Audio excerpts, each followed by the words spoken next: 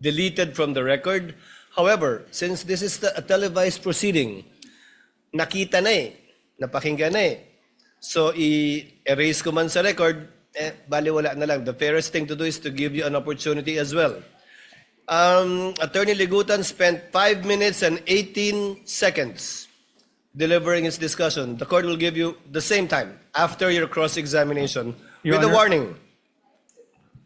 With a warning and reminder from the presiding officer that the presiding officer will not tolerate such perorations again by either party, even if it is in response to a question of a senator judge, and the presiding officer will try to remind as best we can senator judges to let the witnesses present the evidence of both parties instead of the counsels presenting both facts and law through their statements.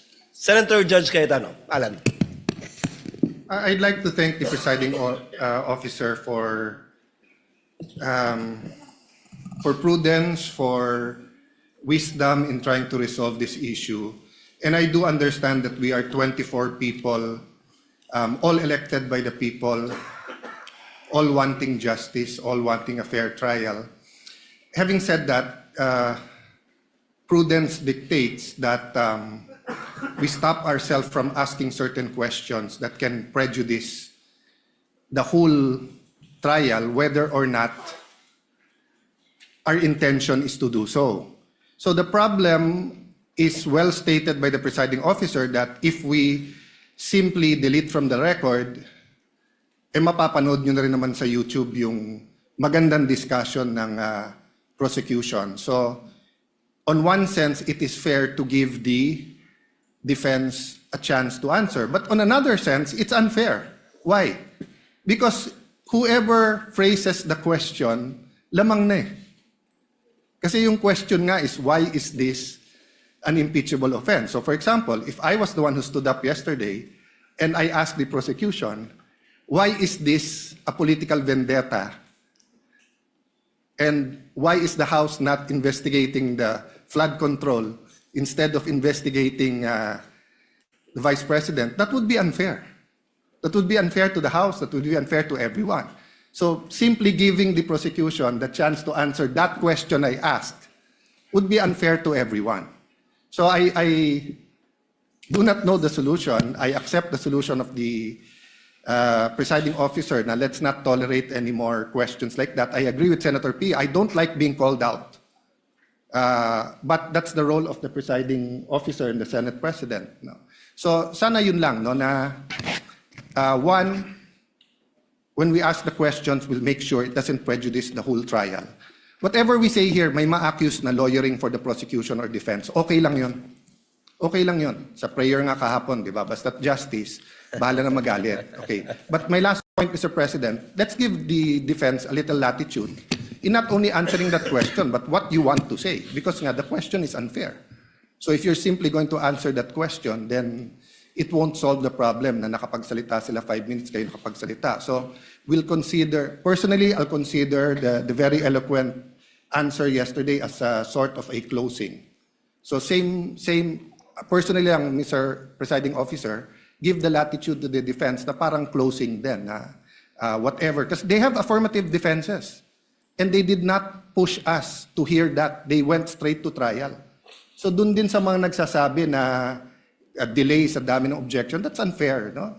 Let's give everyone latitude here. The same thing, I think, may konting ano sa internet na photocopies are not original and the counsel was simply citing, tama ba? A Supreme Court decision, no?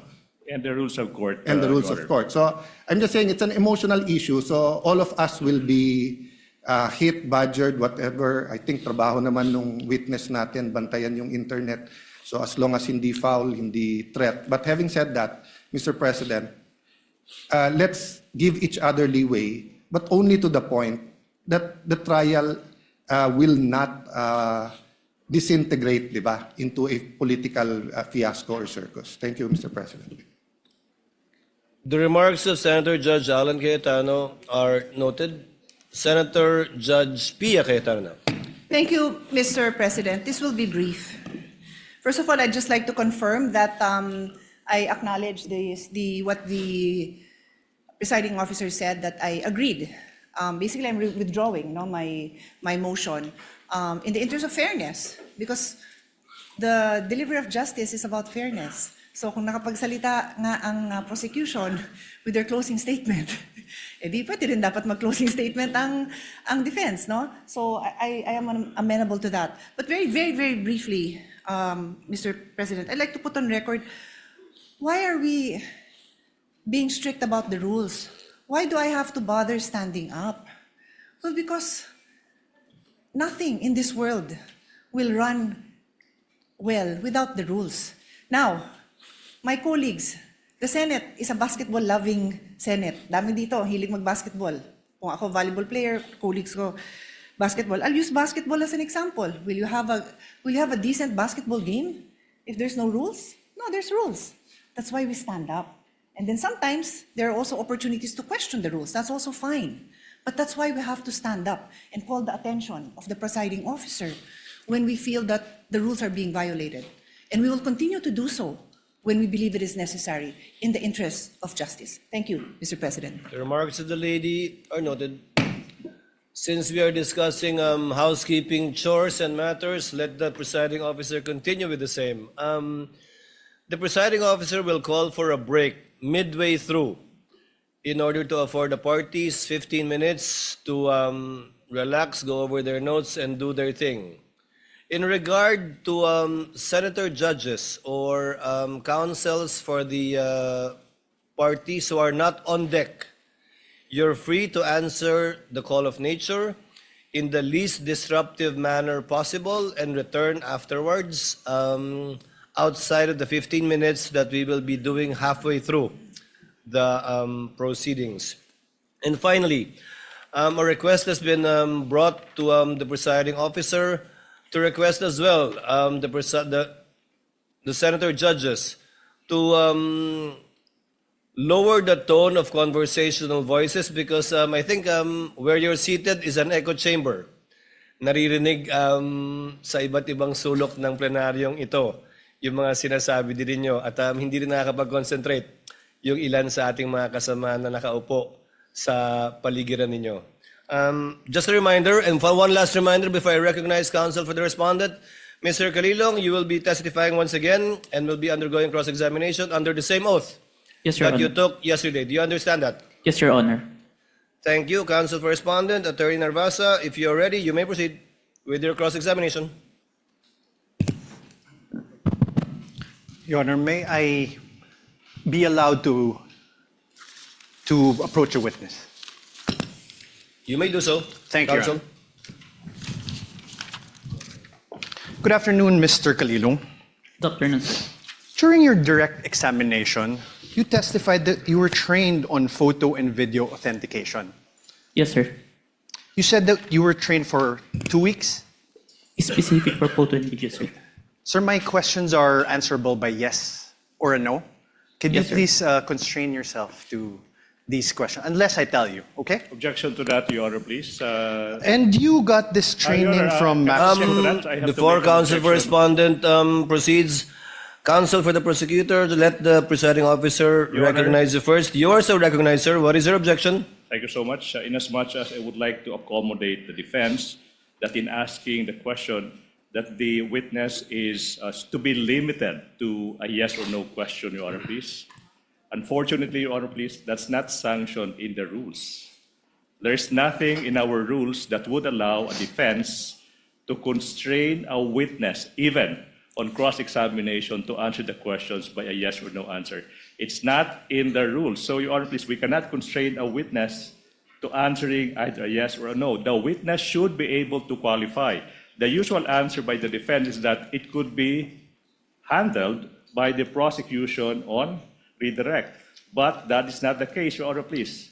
So long as there is nothing in the rules that would allow the defense to constrain the witness to answer yes or no, the prosecution will vehemently object to that, Your Honor, The please. presiding officer May I, Your overrules Honor? the presiding officer overrules the objection. The counsel for prosecutors can make a continuing objection regarding this matter, but it is the position of the presiding officer that the witness is seasoned enough according to his testimony yesterday, he has attended over, if I recall correctly, 30 hearings already. So he would know how to respond and to explain if the need would arise. And it's up for counsel for the respondent, if at all, to strike out whatever answers that are not responsive to his question. Counsel for respondent may proceed. Thank We you. would abide, Your Honor. We would abide. Thank you, counsel for the prosecutors. And you testified that you got this training from MaxCore Interventures, Yes, correct? sir. And you said that the training you got from MaxCore Interventures was in digital forensics. Yes, sir. I have with me in Articles of Partnership of MaxCore Interventures Co. You see that it states that it is the Articles of Partnership of MaxCore Interventures Co. Your Honor, may we allow Attorney Stephen Magallaon to also approach the witness stand to peruse the document. And of course, at this juncture, Your Honor, please, I have to object. I have no question yet, Your Honor. Yeah, I am objecting to the witness being shown an articles of incorporation, Articles a of partnership of a partnership, Your Honor, please. Anyways, since the question has not been asked, I will. Let us wait for the question, counsel. In the meantime, the presiding officer allows counsel for the prosecutors to examine the document being presented to the witness. And Your Honor, for the reference of the senators, we are flashing this Articles of Partnership on the screens. Sir, please take a look at page 2 of these articles.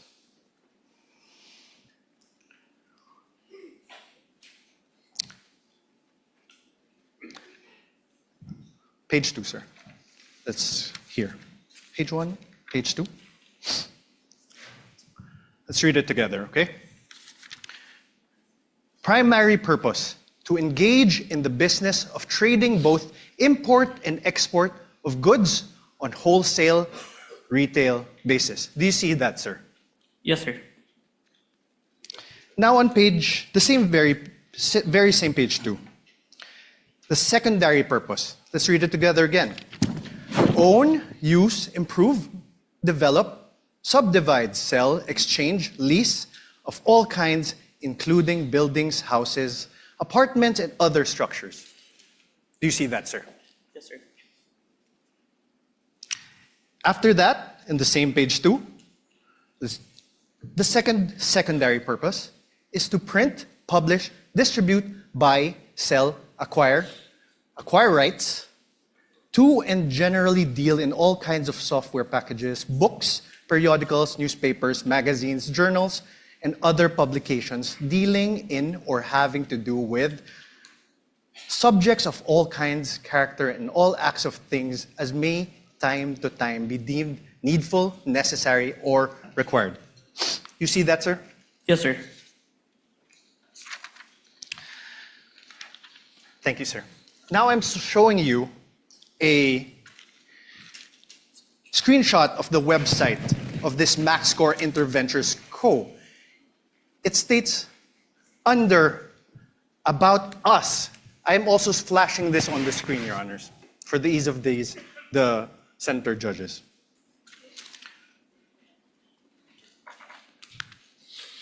Your Honor, at this juncture, the prosecution will now manifest that there was no question propounded as to the presentation of the Articles of Partnership.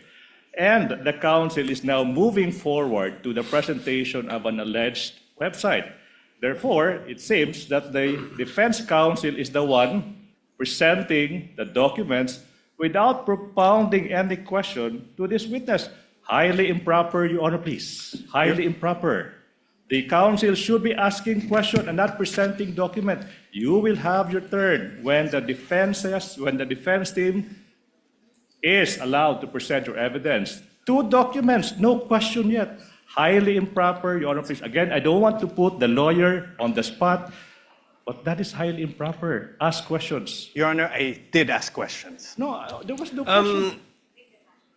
Counsel- Can we ask that the transcript be read back? Counsel, kindly proceed. Thank you. Counsel for the prosecutors, with the understanding that Mr. Calilong is not testifying as to the truth of whatever counsel asked him or what he read, because clearly he's not competent Agreed, to Your Honor. testify as to the truth of what is contained in the Articles of Partnership. However, as to the fact that he read it and saw it, up to that extent, and the senator judges are so advised as well. So ordered. You may proceed, sir. Thank you, sir. And I am on cross, Your Honor. Thank you. Sir, under the words about us, it says MaxScore Interventures has been established as a one-stop source of different products and services intended for both government and private institutions. Its company tagline, Innovation Without Boundaries, stands true testament to provide customers with quality merchandise, from the simplest to the most sophisticated ones at very affordable prices.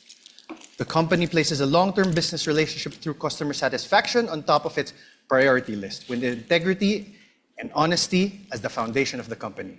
It envisions to evolve into excellence amidst the competitive pace of information technology. You see that, sir? Yes, sir. Sir, now I'm showing you another screenshot of the website of this MaxScore Interventures Co. You confirm that I'm also flashing this for the ease of the court.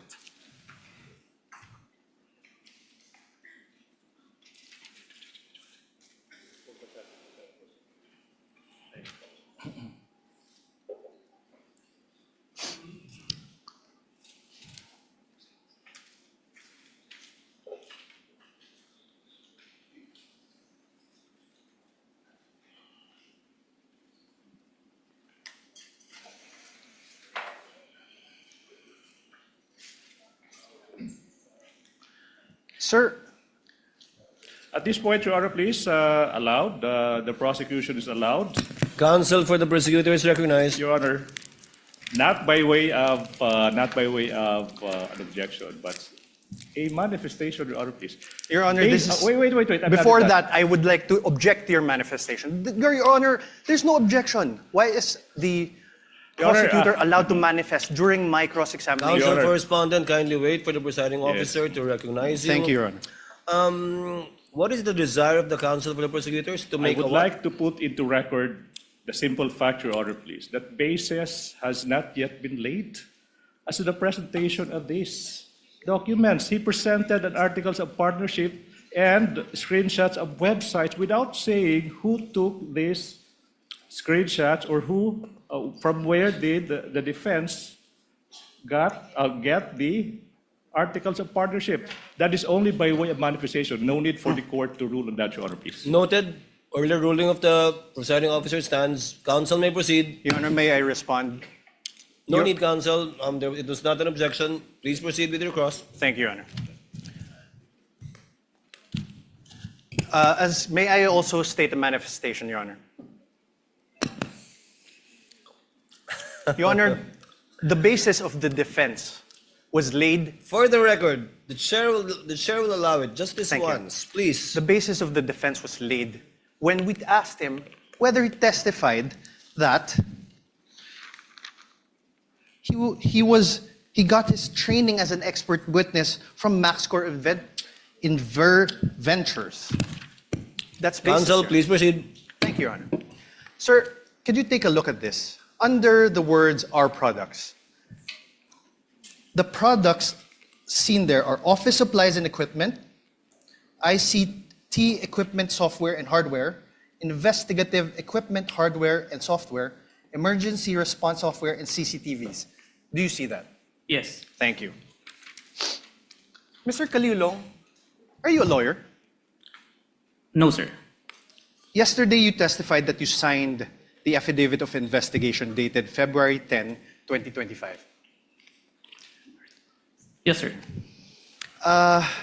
Your Honor, may I request a copy from the prosecution? I think it is Exhibit P-4-3 in series. P-4- 3 series. Your Honor, please, manifestation.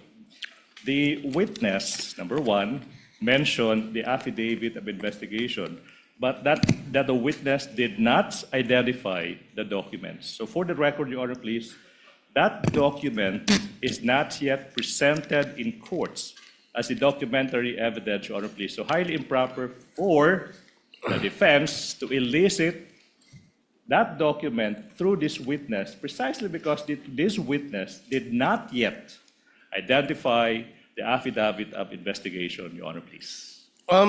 Which exhibit is this? I believe he did, counsel, but which exhibit is this? Exhibit P-4-3 to Exhibit P-4-3BB, Your Honor. Your Honor, please, if I may, it was not yet identified, but it's pre-marked, Your Honor, please, to be presented by our next witness, Attorney Jeremy Lotok. So highly improper, in as much as we want to accommodate the defense. So who is the signatory in that document?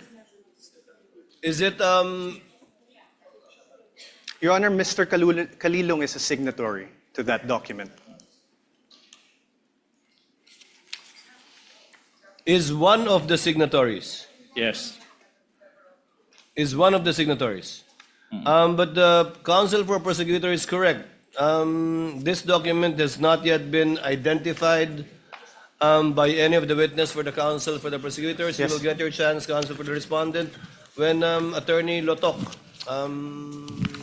testifies later, which I believe this is the only exhibit that he will be testifying to. All right, Your Honor. Kindly proceed, counsel. You mentioned a affidavit of investigation, correct? Yes, sir.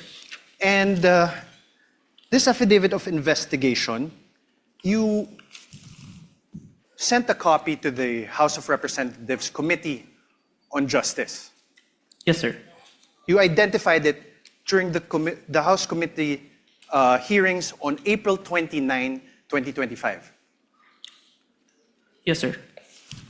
I'm showing you now an affidavit of investigation. This is marked as Exhibit D-4-46 in series, Your Honor. D-4-46 and series. Is there a counterpart marking from the counsel for prosecutors? Yes, Your Honor. This is P-4-3 to P-4-3BB. Thank you. For the record. This annex of this affidavit of investigation has appendages, correct? Annexes. Yes, sir. And it forms a whole, correct? Yes, sir. Okay. Sir, do you confirm that you signed this? I'm one of the signatories, sir. Do you want me to have him identify a signature? Okay. Your Honor, do you have... here, sir. Kaso lang, sir, yung sinumpit mo po, I withdraw, Your Honor. Apart from this affidavit of investigation, dated February 10, are you aware if there is another affidavit of investigation executed by the NBI represented by the Cybercrime Division in relation to this case? This is the only one that is submitted, sir. No, executed, signed. Your Honor, My question is the defense executed. cannot argue with the witness, Your Honor, please. The witness would know how to respond, counsel. If he is not responsive to your question, do not argue with the witness. Yes, Your Kindly Honor. rephrase. Apart from this affidavit of investigation, are you aware if there is any other affidavit of investigation signed by the NBI represented by the cybercrime? Okay, at that juncture, I have to object. Vague, Your Honor, affidavit of investigation signed Related by to the this NBI. case, Your There could Honor. be thousands Related of to this documents. case. If the witness knows, witness may answer. Is there any other affidavit of investigation executed by the NBI cybercrime in relation to this case, witness? As far as I remember, sir, this is the final affidavit of investigation, sir. Final affidavit. Are you sure, Agent? Let me remind you that you are under oath. Yes, sir. I have with me a certification, a DOJ certification, executed by J.V. Lawrence B. Bandung, Senior Assistant State Prosecutor J.V. Bandung. For the record, Your Honor, this is Exhibit D-4-29 for the defense. Do you see this, sir? Yes, sir. This certification dated February 5, 2025, states, and I quote, the referral The complaint referral does not contain all the necessary evidence to prove the essential elements of the crime. Therefore, it is recommended that the same be first referred for case buildup. Do you see that? Yes, sir. Now below that, in the second page, below that, under the word notes, number 1, therefore, states, and I quote, that there is no...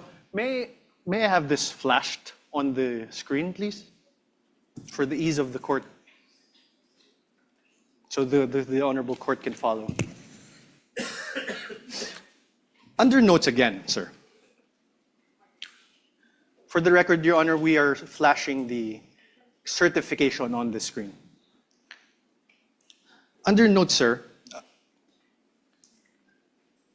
number 1 therefore states, and I quote, there is no affidavit of the persons who recorded the video entitled VP November 23 Press Con at Batasan through open broadcast software OBS and in turn stored it in a digital video disc.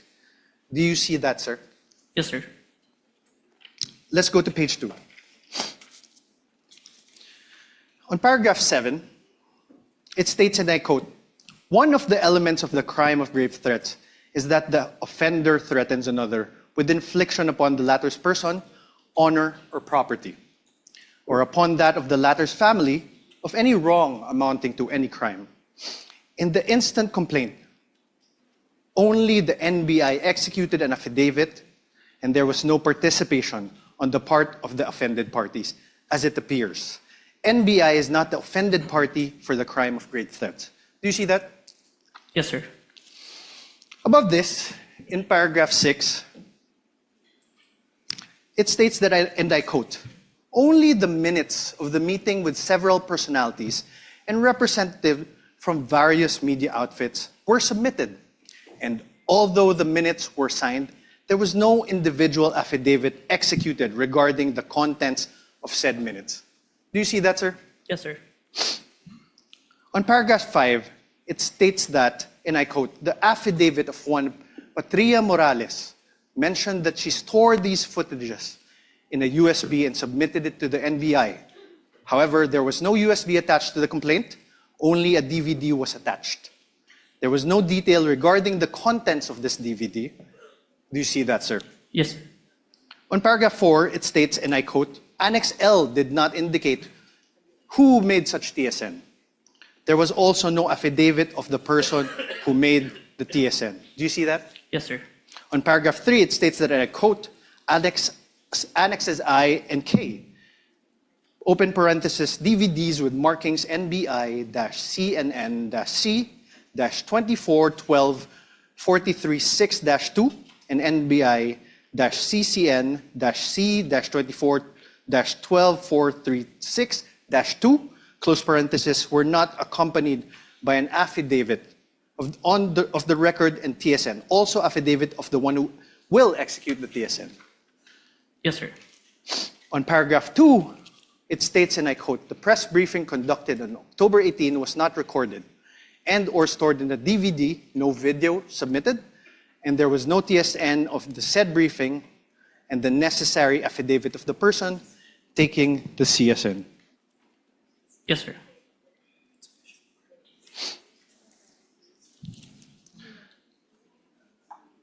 Now you are aware, sir, so now is your memory refresher? Did the DOJ send back the original affidavit of investigation to the NBI? Yes, sir. As far as Thank you. Now, you are aware that on February 11, 2025, the NBI, through its then director, retired Judge Jaime B. Santiago, wrote to the Office of the Prosecutor General submitting a revised affidavit of investigation. Yes, sir. This is your affidavit of investigation dated February 10, right? February 10, 2025. Correct. So, wait. So, objection, Your Honor. The defense said that this is your affidavit, dated February 10, without showing any document to I'm the asking, witness. sir, How could the witness answer to a question that that is not accompanied with a document? That should be the basis for the question and the and answer, this Your is Honors. your affidavit. I will reform, Your Honor. Kindly reform, counsel. Thank you, Your Honor. This is your affidavit dated February 10, 2024, correct? Please check.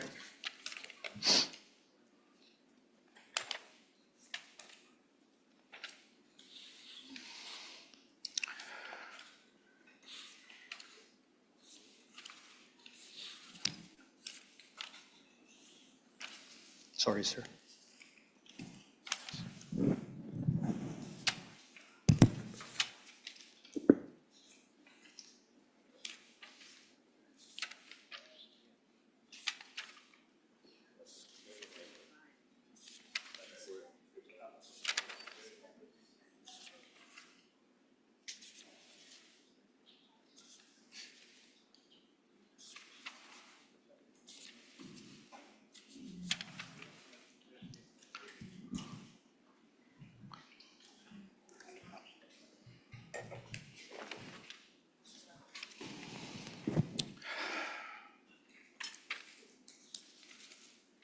Your Honor, can I make a manifestation, Your Honor, please? Your Honor, can we object again to this manifestation? Manifestation.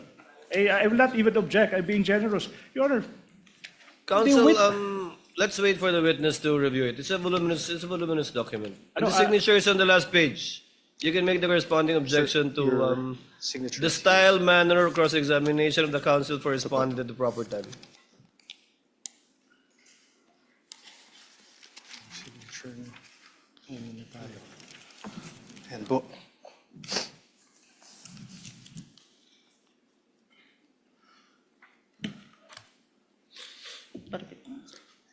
Is this the amended affidavit of investigation? This is a photocopy of the Yes, sir. affidavit, sir. This is the amended one. Yes, yes, sir. The photocopy, sir. Thank you. With the permission of counsel, Mr. Calilong, what was the date of the first affidavit you submitted that was returned by the DOJ to the NBI?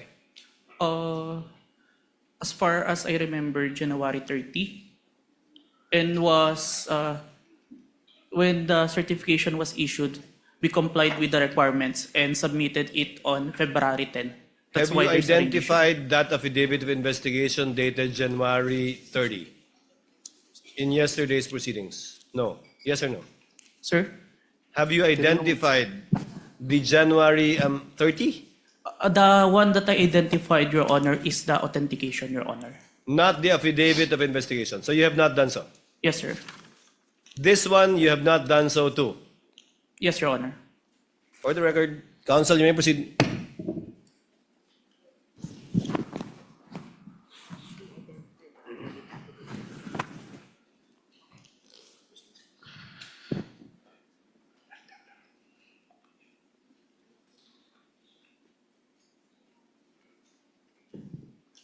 I'm showing you now a letter dated January 30 from the former NBI Director Jaime Santiago. now I have to object, Your Honor, please. You know, the defense has been confronting this witness with documents, even without marking and identifying the source of these documents. Your It's Honor, like that's- plucking out of thin air a document, presenting them the document to the witness, and withdrawing the document Your Honor, that's up without to the... even introducing this piece of evidence, this piece of exhibits into evidence. So my question is, through the presiding officer, is the defense not entering these documents into evidence, Your Honor, please?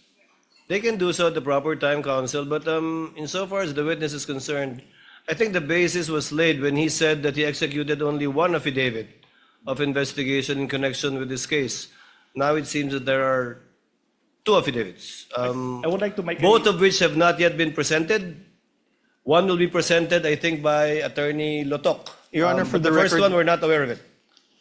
Is that correct, counsel for the respondent? Your Honor, he just identified a copy of the affidavit of investigation. Dated January 30? April 10, 2025. Your Honor. April, February February 10. 10. Sorry, Your Honor. February 10. February 10, Your Honor, please. What about the first affidavit? The witness said he had the first affidavit. Yes, Your Honor. Not yet. Not yet. Yes. You only cited a January 30 letter of Yes, the Your Honor. former NBI I cited, Your Honor, a Director. certification by the DOJ returning an affidavit. And that is now the problem, Your Honor. In fact, even I am confused because the documents are not introduced into evidence by the defense. Counsel, please, As an- please proceed and kindly help the court to be clarified you. regarding this matter. You mentioned that you mentioned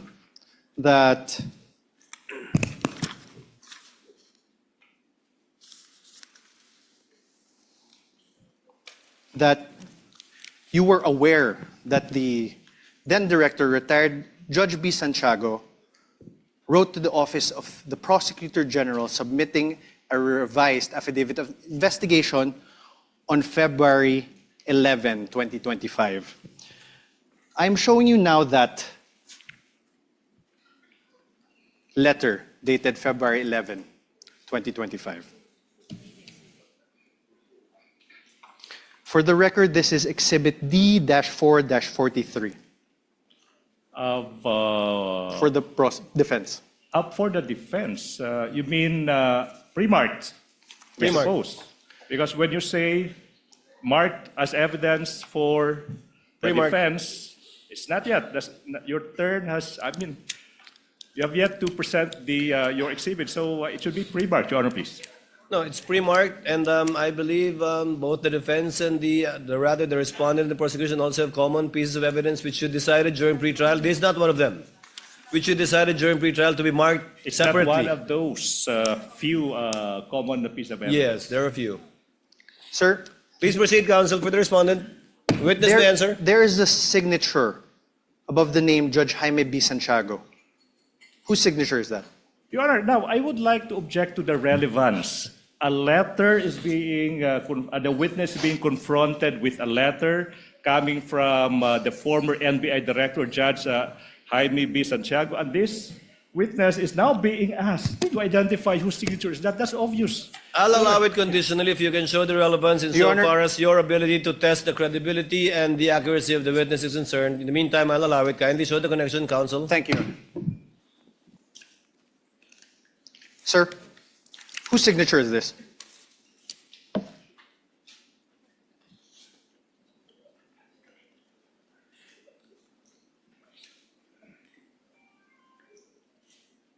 As far as I remember, signature of Director Santiago, sir. Thank you. On the last line of the letter, on the fourth page, sir, please take a look. Last line. It says, and I quote, "To support our recommendations attached herein is the revised affidavit of investigation, including its attachments." Did you see that, Agent? Yes, sir. Thank you. And you confirm that the former NBI Director, Jaime Santiago, wrote to the Prosecutor General, Richard Anthony D. Fadolion, a letter dated January 30, 2025. This is one of the documents that you submitted to the Committee on Justice, correct? Where's Okay, I will show you now. May I have this flashed on the screen?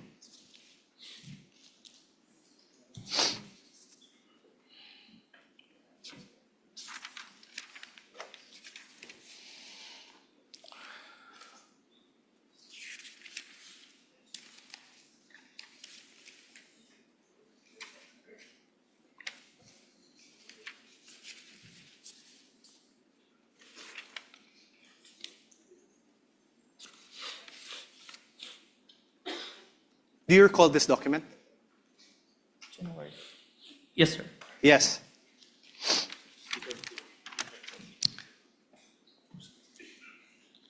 January 30, 2025 is a date earlier than February 10, 2025, correct? Yes, sir. Your Honor, Ask an Counsel answer, for the Your Honor. prosecutor. Your Honor, the witness being asked which Your Honor, date, ask and came answer. first. I mean, relevance, Your Honor. Relevance. Counsel, if the witness knows and the counsel for respondent will be given the latitude to test the credibility, accuracy, and completeness of the testimony of the witness. But we note your continuing objection, because you already sound frustrated, counsel, in regard to this line of questioning by the I'm very counsel for the patient, Your Honor, respondent. please. I'm very patient. The counsel for respondent may proceed. Witness Thank may you. answer. He already answered, Your Honor. Thank you. You earlier confirmed that there was actually a certification dated February 5, 2025. You like Objection, misleading. I don't I have no remember question, this Your Honor. witness Let stating the that there counsel was- finish with this question, counsel. He even read it, Your Honor. You likewise confirmed that in that said certification, dated February 5, 2025, the earlier affidavit of investigation were subject to 7 recommendations. And you confirmed that you read that. Objection. Ground for the Misleading, Your Honor, objection. please. Now the counsel mentioned 7 grounds. 7 grounds. And I don't remember this witness uttering the term 7 grounds. What I do remember, Your Honor, please, is that this witness was confronted with a certification, a letter, whatever, but now the counsel is now asking this witness to confirm the contents of those certifications or letters. Misleading. No, That's Your- not allowed during cross. The counsel is now assuming facts that have yet to be established. Can I repeat that? This witness was only confronted with certifications, letters, dated this, dated that. And now, the counsel now asking, Your do you Honor, please, confirm? he's Do you now confirm, testifying. right? Don't- Wait, let me finish. Now he is asking this witness to confirm that in that letter there are 7 grounds, as if this witness uttered those words. The ground is misleading, definition. This counsel is assuming facts that have yet to be established through this witness, Your Honor, please. Counsel, again, the witness is not a newbie. I think he can handle himself and would know how to answer if indeed he is familiar or not with what is being presented to him. And thus far, he has responded based on his knowledge of these documents. Chair will allow it. Witness you, may answer. Sir? Can you repeat the question, counsel? You confirmed that there was a certification dated February 5, 2025. You likewise confirmed that in said certification, Your Honor, compound question. there's no question. Wait.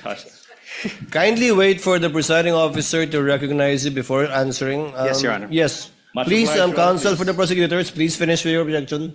Thank you so much. Can I? Yes, Your please Honor, proceed, counsel. Compound questions. The witness is now being confronted with 2 successive questions without allowing this witness to answer the first question. What makes a compound question? No need to lecture, counsel. Counsel for respondent, please reform. Your Honor, I had no question. I had no question yet. Kindly proceed with your question. Thank you, Your Honor. The earlier affidavit of investigation was subject to 7 recommendations from the DOJ Vague, Your Honor, for case please. buildup. Objection vague. The earlier investigation, which investigation is the counsel referring to? We already Objection vague. We already established, Your Honor, there was an earlier one. This is Overruled again. The witness is competent enough to testify. Overruled. Witness, kindly proceed with your question, counsel. Yes. In the revised affidavit of investigation dated February 10, 2025, that you identified, despite DOJ's recommendation number 6 that you earlier read, Objection, Your Honor. Objection. Sir, Your Honor, I'm not If yet the finished. ground is Can we already- wait for the counsel to finish with his question, counsel, please? Okay, Your Honor. The question, sir, there were still no affidavits of the journalists from the media outlets in your affidavit of investigation dated February 10. Witness, not answer first. Objection, Your Honor, please. Misleading. Why is it misleading, counsel? The counsel said the earlier affidavit of investigation. In fact, Your Honor, please, he referred to the February 10 investigation. That's not the earlier investigation. That is the final affidavit investigation submitted to the DOJ. Misleading. Misleading, Your Honor. Your Honor, The presiding officer will ask the question.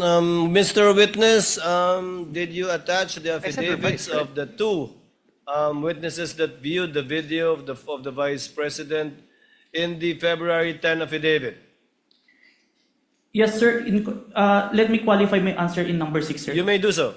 In number 6, sir, the DOJ requested an affidavit to be executed regarding the contents of the minutes. I executed an affidavit attesting to those minutes, sir, which I'm part of the interview, sir. But was it attached to the February 10 affidavit? Yes, sir. Counsel for the respondent, your witness. thank you. Sir, but there are no affidavits of the journalists from the media outlets, correct? My question is not found there, Your Honor. Oh, Your Honor, please. My question is I mean, not Your found Honor, there. okay, wait. The counsel is confronting the witness with a document, and he propounded I questions, was and then not- he asked another question, and he took the document away. What's Your the Honor, purpose of that? I was Objection, not- Your Honor, please. My question is plain, Your Honor. Let the Do you- witness peruse the document you presented him with. Let My- him answer that through the document. My question is plain, Your Honor. Your Honor, a witness should be allowed to peruse the document I am that he not- was confronted with. Counsels, please. Witness, I think the witness understood the question. Mr. Calilong, you may answer if you understand the question. I will repeat the question, Your Honor. Kindly repeat, counsel. Thank you, Your Honor. There is still no affidavits of the journalists from media outlets appended on your revised affidavit of investigation, sir. May I qualify my answer? No, sir. Oh. Just answer a yes or no. Kindly look at the document presented to you. On redirect, counsel can make you explain the disparity, if any. The question is simple. Are the affidavits attached to the affidavit of investigation?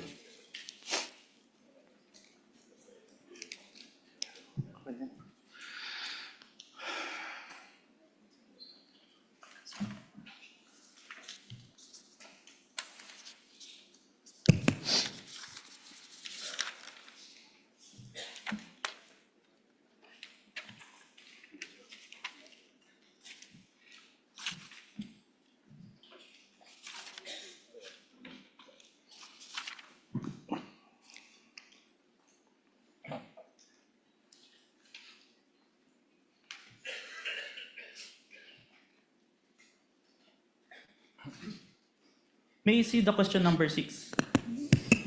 Your Honor, my question does not relate to question number Kindly 6. show the witness, counsel. I If it will. will enable him to give an intelligent answer Can we to your please question. slash certification and put it to paragraph number 6? The paragraph number 6 states that only the minutes of meeting with several personalities and representatives from various media outfits were submitted. Although the minutes were signed, there were no individual affidavits. Misleading, impertinent, mere conclusions of fact and law, and subject to the affirmative allegations and special and affirmative defenses below. And then we That's Article enumerated. 3.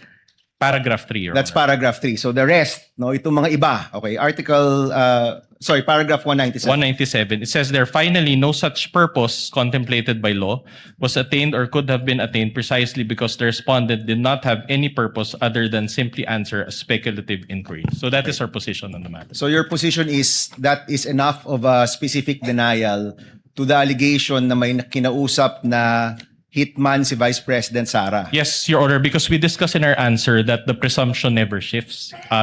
It is in light of our discussion that it is the burden of the prosecution to prove their claim, considering that according to our laws, he who alleges must prove. And so we just presented our arguments accordingly, Your Honor. Okay. So I'm sure, attorney, sa inyong summation, you will argue this, that the burden of evidence has shifted.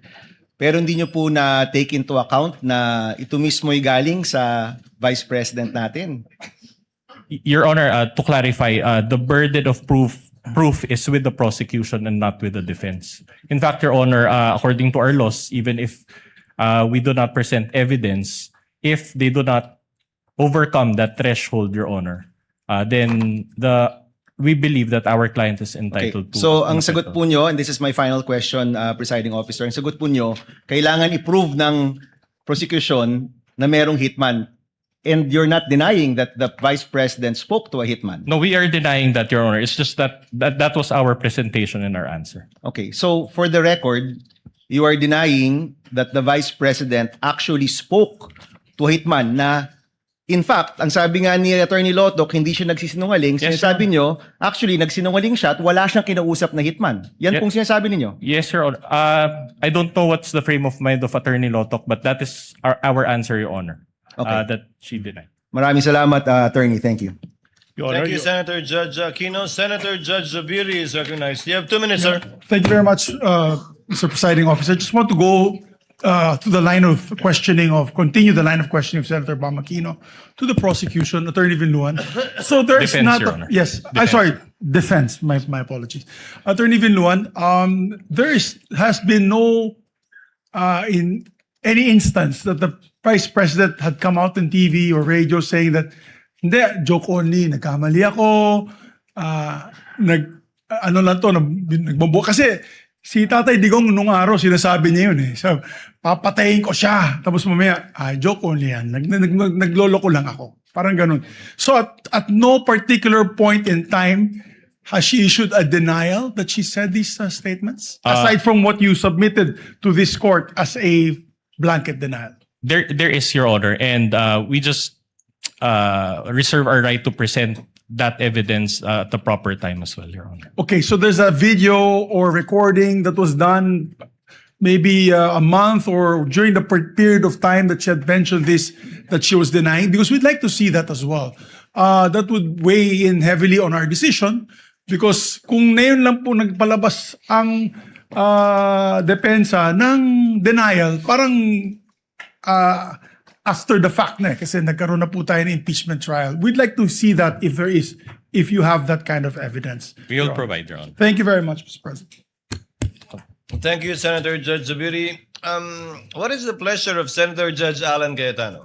I'm not going to ask a question, just for clarification. May I just put it on the record? The gentleman may proceed, and he has 2 minutes. If you look at the articles of impeachment, Article 4, Respondent Vice President Sara Duterte committed culpable violation of the Constitution, high crimes, and betrayed public trust by contracting for the assassination by the President, the First Lady, and the former Speaker of the House by making grave threats and actively inciting sedition against the public. To be fair to the prosecution, I think it was asked of them that merely threatening for you is already, I hope I'm representing it correct, is already impeachable. Yes, sir. Either high crimes, grave threats, or by culpable violation. Okay. Yes, sir. But there's a difference between saying that that mere statement is impeachable by alleging that she did in fact contract someone to kill. Because if you look at the next page, it is the position of the prosecution of the House of Representatives. The fact that respondent contracted an assassin no longer requires further proof, as it is already established under the matter of light of her own public admission. That's a conclusion of law.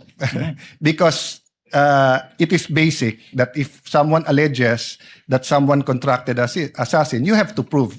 Your Honor. Diba? So what I wanted to clarify, and Yes. to be fair to both sides, you can comment. As far as I'm concerned, ang understanding ko, the prosecution did not stop short by saying that by merely uttering that is impeachable. Yes. They went further to say that they are alleging that she did in fact contract an assassin. In fact, nowhere in her words assassin, in the words of the Vice President, was assassin or contracted. Contracted means may kontrata. Sinabi niya lang may kinausap siya. And yung assassin came from, at least on these documents, from them. So I just want to clarify, because baka yung manunod, bakit nga naman hindi kailangan i-prove Yes. nasabi in public? Those, what I wanted to clarify, those are two different things. whether the threat as said is an impeachable offense. But if you're alleging that there was an actual assassin contracted, you have to prove that. Yeah. As Your Honor, far as I'm concerned. Can I Mr. reply President. to that, Your Honor, please? No need to reply. The Senator Judge Cayetano was not asking a question. He was merely making a manifestation for the record. Let's move on, counsel. Counsel, for the respondent, if you're ready with your cross, you may proceed. Attorney Lotok, the NBI is an investigatory body, correct? Yes, sir. But unlike the DOJ, it is not a prosecutorial body, correct? Yes, sir. In fact, you have investigators and not prosecutors. Am I right? Yes, sir. Now, in relation to this case, what you did was only fact-finding investigation, correct? Fact-finding and recommendations, sir. And recommendation, not preliminary investigation. Not preliminary. Because that function is with the DOJ, correct? Yes, sir. And in the course of your fact-finding investigation, you subpoenaed witnesses, correct? Yes, sir. Conducted interviews, Yes, sir. gathered evidence. Yes, sir. Okay. Now, thereafter, you transmitted the result of your fact-finding investigation to the DOJ, correct? Our recommendations, sir. Yeah. Okay. We learned from Agent Calilong last time, just to clarify, that there were two transmittals. Correct? The Yes, first sir. transmittal was on January 30, 2025, correct? Yes, sir. Okay. For the benefit of this court, there was a transmittal letter then, correct? Yes, sir. Can we flash that on the screen? For the benefit of our senators, that is page 7 of the Articles of Impeachment, Annex G9 or GGGG. All right. Now, if you look at the document, this was received by the DOJ also on the same day. So January 30, 2025, correct? Well, it is not clear, but it can be read. If I may be allowed to use a pointer, Your Honor, just to... You may do so, counsel. It's quite unclear, but actually, if you look at the actual document, it can be read as January 30, 2025. Do you confirm this? I don't have the documents, sir. May. Well, we have a hard copy, and I asked my co-counsel to show the document. Co-counsel may approach. 30. Yeah, hindi siya clear, Your Honor. All right. Now, this was addressed to Prosecutor General Fadulyon. Correct? Yes. Okay. Yes, sir. And NBI's recommendation was for 1 count of inciting to sedition and 3 counts of grave threats. Am I right? Yes, sir. Now, attached to this transmittal letter was your affidavit of investigation. I won't bother to read the body, but it says there that it was attached to that transmittal letter, correct? Because, of course, the transmittal letter won't be empty. It has to contain something, correct? Your Honor, let the witness, I move that the witness be allowed to answer first before the counsel asks a follow-up question. Witness will please answer.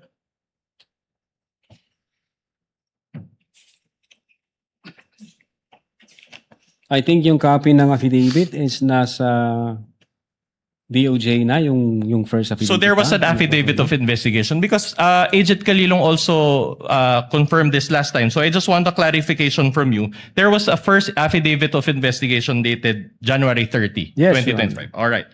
But we never saw this because it was never released, correct? I think nasa DOJ. Nasa with the DOJ. For purposes of case build-up. But didn't you keep a receiving copy for your office? No, kasi meron na kaming copy sa computer. So in namin. other words, you have a Your Honor, copy of this January 30, 2025 affidavit of investigation, correct? Your Honor, I move that can the witness finish his answer first before the counsel. You already Counsel gave for his answer. respondent, kindly wait for the witness to finish his answer. We will comply, Your Honor. Thank you. Yeah. Personally, I believe na nandun sa DOJ yung copy and then yung sinubmit sa amin is yung unang certification stating na kailangan yung i-comply itong 7 All right. requirements. Okay. Now, there was also an investigation data form attached, correct? I don't have the copy, Your Honor. If you know if there is a investigation data form that was attached to it, correct? Okay. Now, very well. Now, the DOJ thereafter evaluated the case. Part of the DC-15 requirement, Your Honor. No, it's a yes, sir. It's answerable by yes or no. Your Honor, the witness is in the process of answering a question. He is intelligent enough to answer the question. Let the witness finish his answer.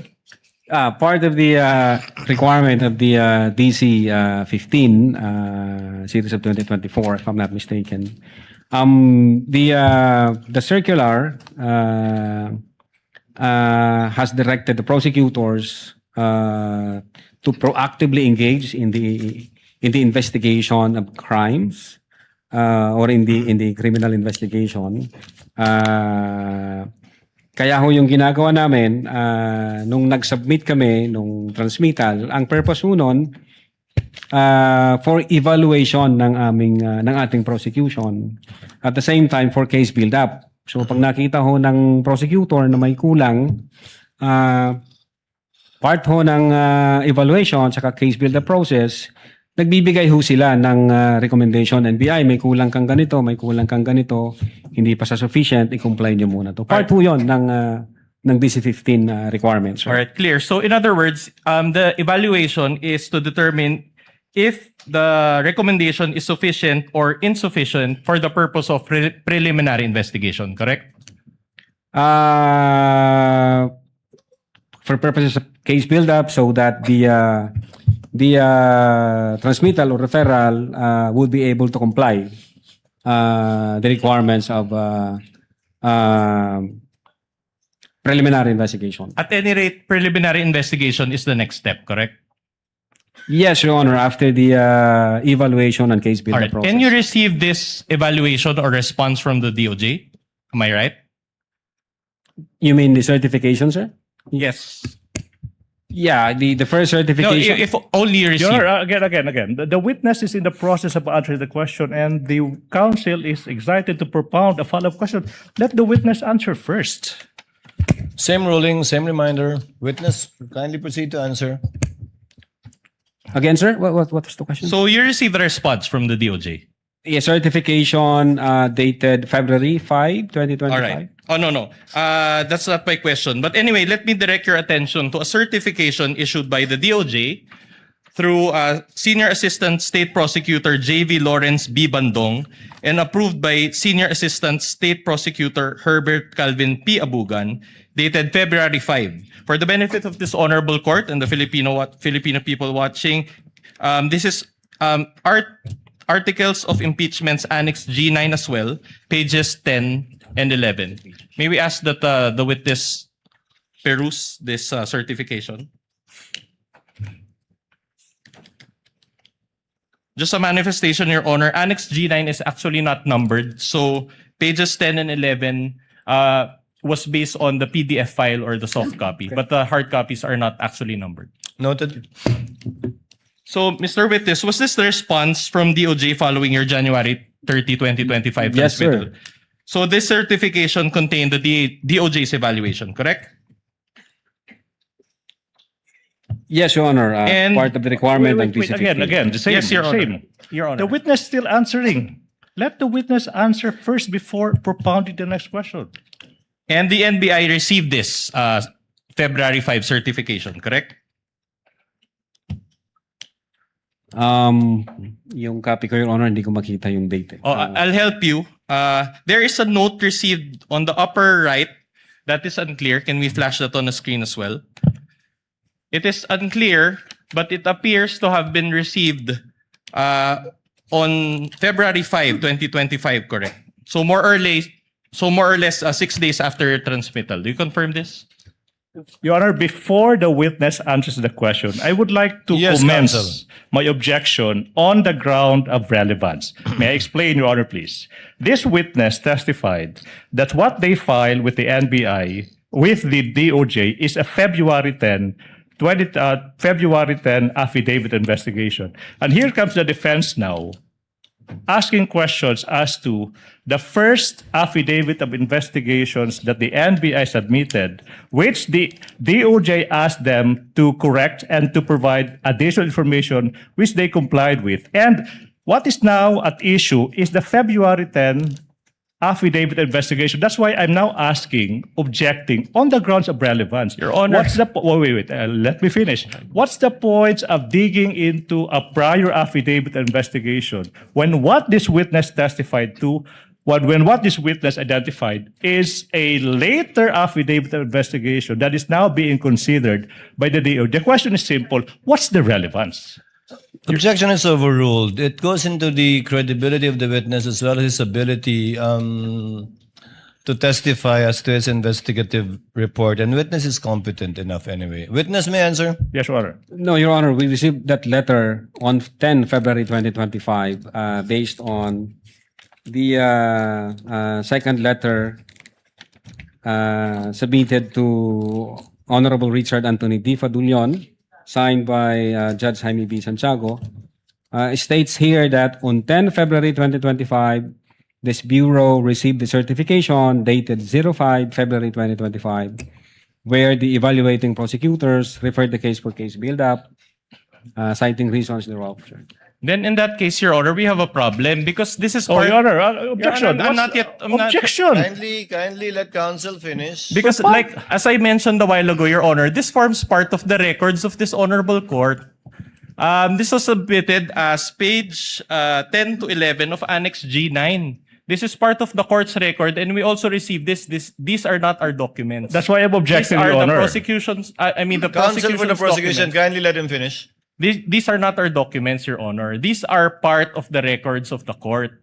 This came from them, and they attached this to the articles of impeachment. Your Honor, we have all the right to confront each and every document because that forms part of the charge against our client. Counsel- Now, if Attorney Lotok is saying, Your Honor, if I may just be allowed to This is now finish, a manifestation, that Your Honor. it was received on February 10. We just want to counter-manifest, Your Honor, that there is a received stamp here, says February 5. Your Honor, this is not highly... Counsel, the presiding officer already overruled the objection of counsel for the prosecutors. And I thought you would end up with a question. Kindly proceed with your cross-examination. So in other words, you deny that it was received on February 5, 2025 as seen here in this document that is part of the records of the Senate Impeachment Court. Well, first, Your Honor, hindi ho ako yung nag-receive niyan. Then pangalawa, ang nakapirma ho rito ang dating director namin, Jaime B. Santiago, at ang sinasabi niya, on 10 February 2025, this Bureau received the certification dated 05 February 2025. All right. Anyway, I'll move on to a new point.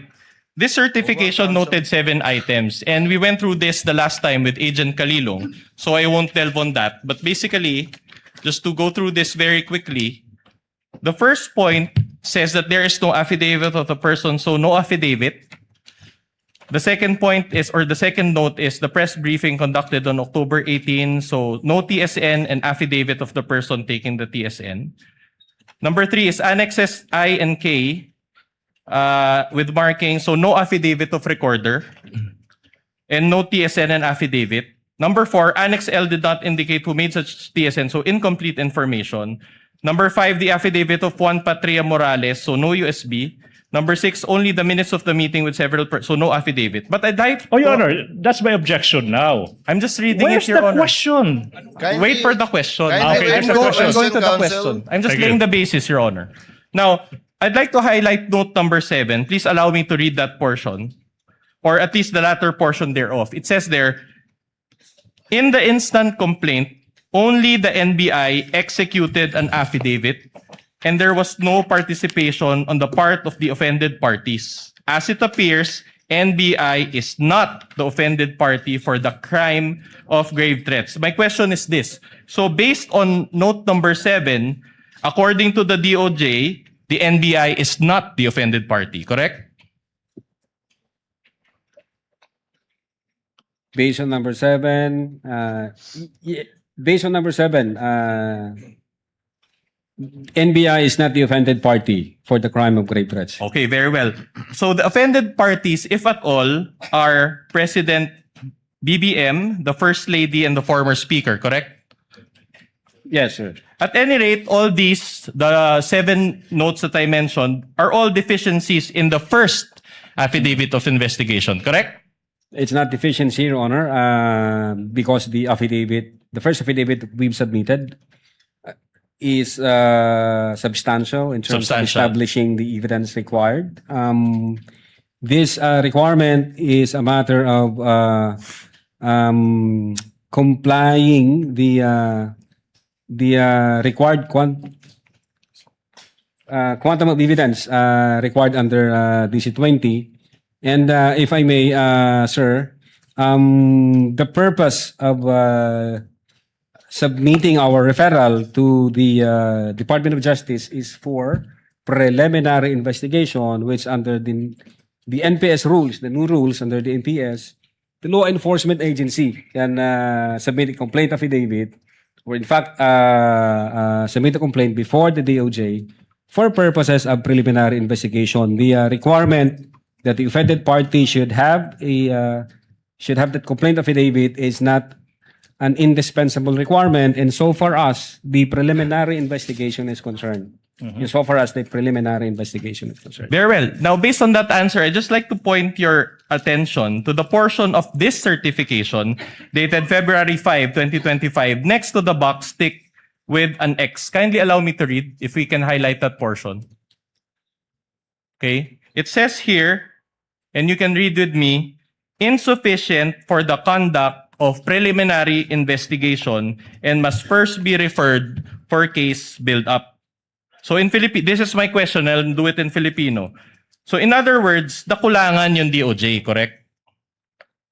For purposes, Your Honor, of satisfying the elements, the required quantum of evidence, the DOJ required us to attach the affidavits and other documents like the TSN, sir. Thank you. And the DOJ itself mentioned this, correct? Or said this, correct? Based on the certification. All right. In fact, let me direct your attention to the portion after I quote, must first be referred for case build-up. Can we flash that also on the screen? And allow me to read. The complaint/referral does not contain all the necessary evidence to prove the essential elements of the crime. Therefore, it is recommended that the same be first referred for case build-up. Okay? Now, let me get this straight. I'll summarize first and then I'll ask the question. So, the subject incident happened on November 23, 2024, and the NBI conducted fact-finding investigation, as you said. You subpoenaed individuals, conducted interviews, gathered evidence, among others, as you said also, and the NBI spent over 2 months or until January 30, 2025 for this process. Is this a fair summation of what we had just discussed? I don't think so, Your Honor.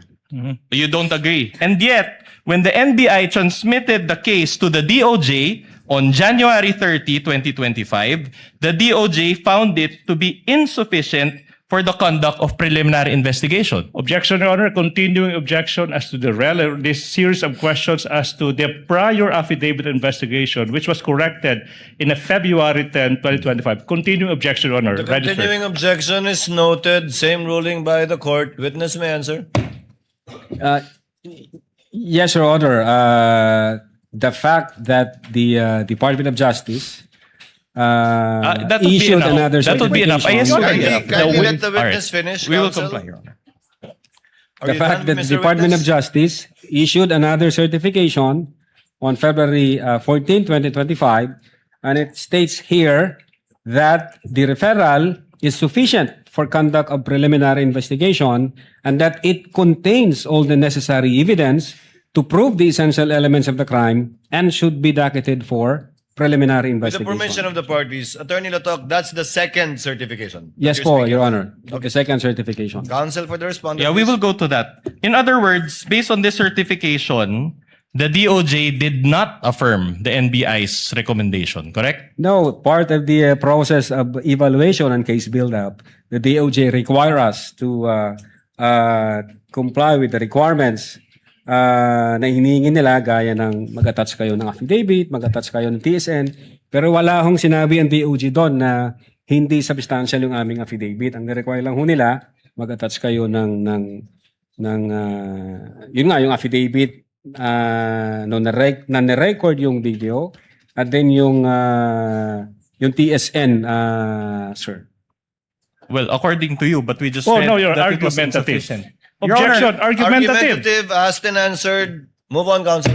Okay, that's interesting because there was a 2025 impeachment complaint filed against VP Sara also on February 5, 2025. If you know. Again, Your Honor, what? The date is important because there was also a February 5, an impeachment complaint filed against VP Sara also on February 5, 2025. Correct? Hindi ako familiar. You're not sa- familiar. That's okay. If I may refresh your memory, this was the fast track 2025 impeachment complaint signed by the Objection, 215 Your Honor. representatives. If a ground arises, a counsel can object. The term fast-tracked, Oh, Your Honor. you are labeling a process made by House of Representatives as fast-tracked. Objection, Your Honor, Counsel, please. move on and ask your question. If you know, if this coincides with that impeachment complaint that was signed by the 215 Objection, Your Honor. representatives. There's no basis. This counsel, If you this know. witness, again, already said that he is not aware that on that day there was an impeachment complaint. There's Counsel- no basis for that question. Counsel, witness already answered. The counsel for prosecutor is correct. Witness already answered. He's not familiar with the filing of an impeachment complaint on that date. At any rate, this Move on. pertains to the November 23, 2024 video, correct? Objection, vague, Your Honor. What's the question?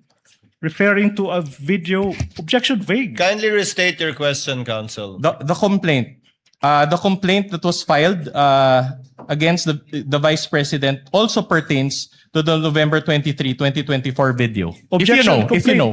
Again, vague. Complaint filed on that date. Well, if he knows, he already answered. He doesn't. Who knows? He might all of a sudden recall. Do you know? Are you familiar with that, Mr. Attorney Lotok? I said, Your Honor, hindi ako familiar nung filing nung sa impeachment. Yeah. You're not familiar. Okay, I'll move on to a new point then. Move now, on, counsel. Now, did you rectify your January 30, 2025 affidavit of investigation? January 30. January 30, 2025 affidavit of investigation. In short, the first affidavit of investigation. We complied with You the complied. requirements of the Department of Justice. All right. Did anybody ask you to rectify? What do you mean, sir? Microphone.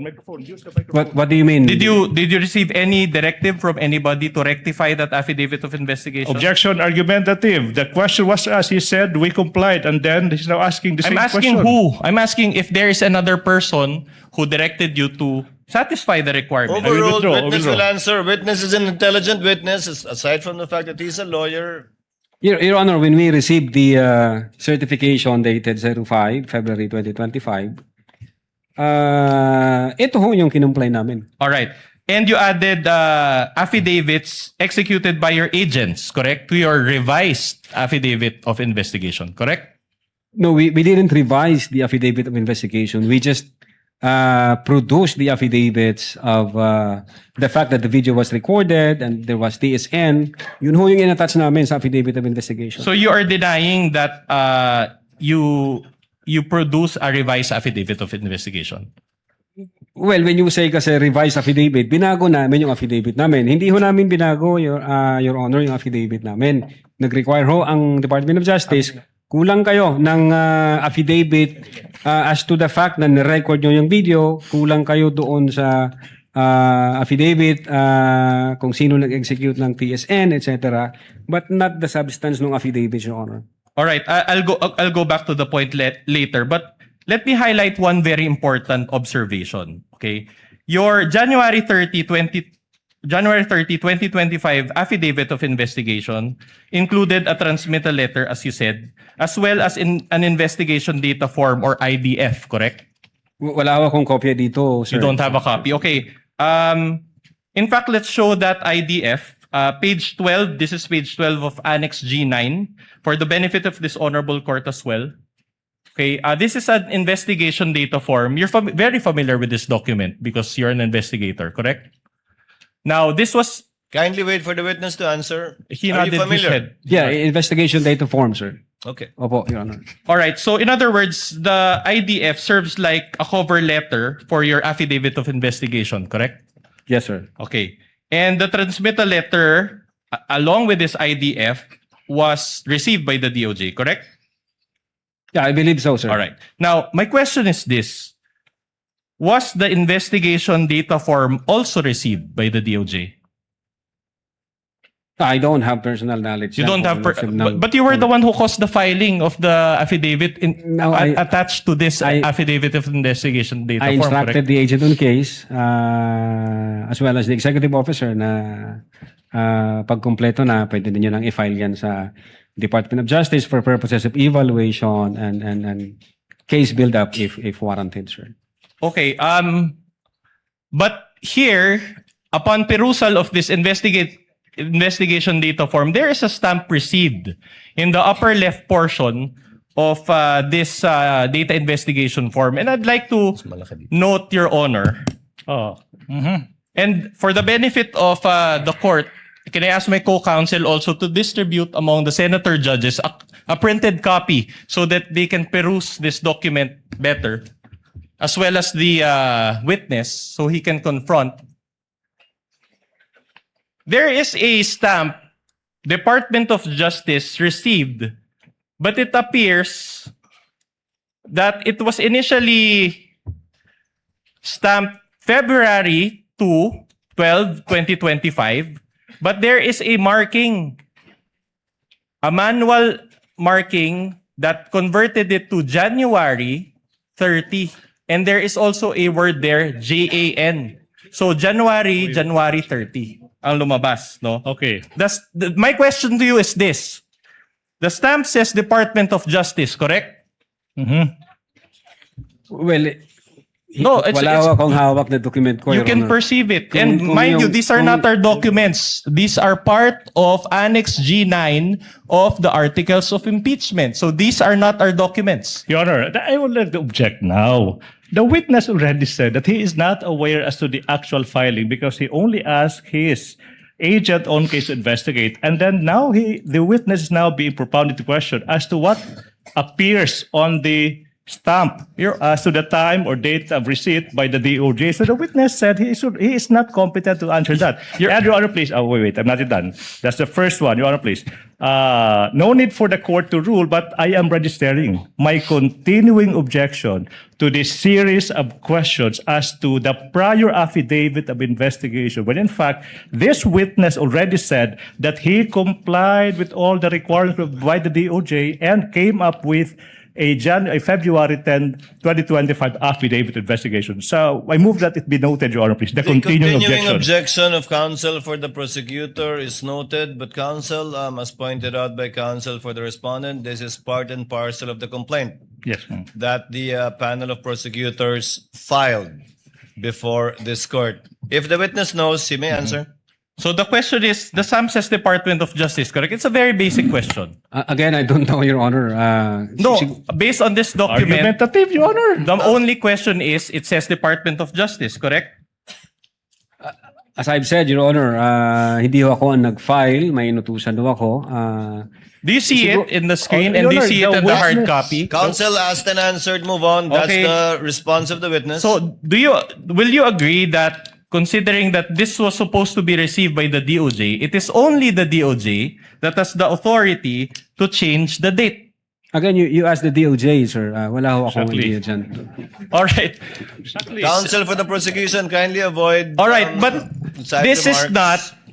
not from the DOJ. This is your copy. This is a receiving copy. So when you receive back your receiving copy, you did not bother checking this portion? Your Honor, hindi ako personally nag-receive niyan. But this is your affidavit of investigation. Objection argumentative, Your Honor. Asked and answered. Asked and answered. Move on, counsel. All right. My question to you now is this. The discrepancy is not 1 day or 2 days. The discrepancy is from Feb 12 to January 30. So it is a substantial discrepancy. My question to you is this. Who changed this Objection. date? If you know, Your if Honor. you know. That's misleading, Your Honor. My goodness, that's misleading. This council is assuming that somebody changed what? The council failed to elicit any answer from this witness, and now the council is conceiving that somebody changed that and confronting our witness with that. Misleading. This is the classic case of a misleading question. You Counsel- assume something that has yet to be established. That's not how we do it, with all due respect. Council for Respondent, I think you made your point and you gave a copy to the senator judges, and we see your point. All right. Go on. But my more important observation is this. Objection, Your Honor, please. You are supposed to ask questions. and Yes, not I will. make I will go to the Kindly- question. I will go to the question. Kindly allow counsel for Respondent to finish his question. He may just still be laying the basis. You may Thank you, proceed, Your Honor. counsel. That's for precisely what Respondent. I'm doing, Your Honor. Can I direct everyone's attention to the date appearing at the bottom portion of this document? It says here, Counsel, technically not everyone, just the witness. Yes. And let's see if the witness can answer your question. it says here February 11, 2025. So in other words, it was and it says here subscribed before NBI agent Ricarte. In other words, the date of the document is February 11, but it was received on January 30, 2025 by the DOJ. Do you have any explanation for this? That's the Objection, question. Your Honor. Objection. This witness is incompetent to attest to that exactly because he said he is not aware of this series of facts. I know where the counsel for respondent is going. Unfortunately for him, his line of argument was already nipped in the bud when this witness said he is not aware of that. He should move on to other points. Your Honor, the witness said that the investigation date, this investigation data form was attached to the original affidavit of investigation. And we want an explanation why there is a discrepancy on the date. The witness is a lawyer. Exactly. He has that's an the point. experience, Your Honor, in filing cases. We just want to know, Your Honor. We want to get to the bottom of this I have to matter. object to that. I have If- to if object to the that. Considering witness- also, Your Honor, that this is about transparency. Will the parties please settle down? If the witness knows, Yes. Attorney Latok, do you know? Can you explain the discrepancy, or are you personally aware of the discrepancy? I cannot explain this, Your Honor. Unang-una, hindi ako nakapirma dito, hindi ako nag-receive.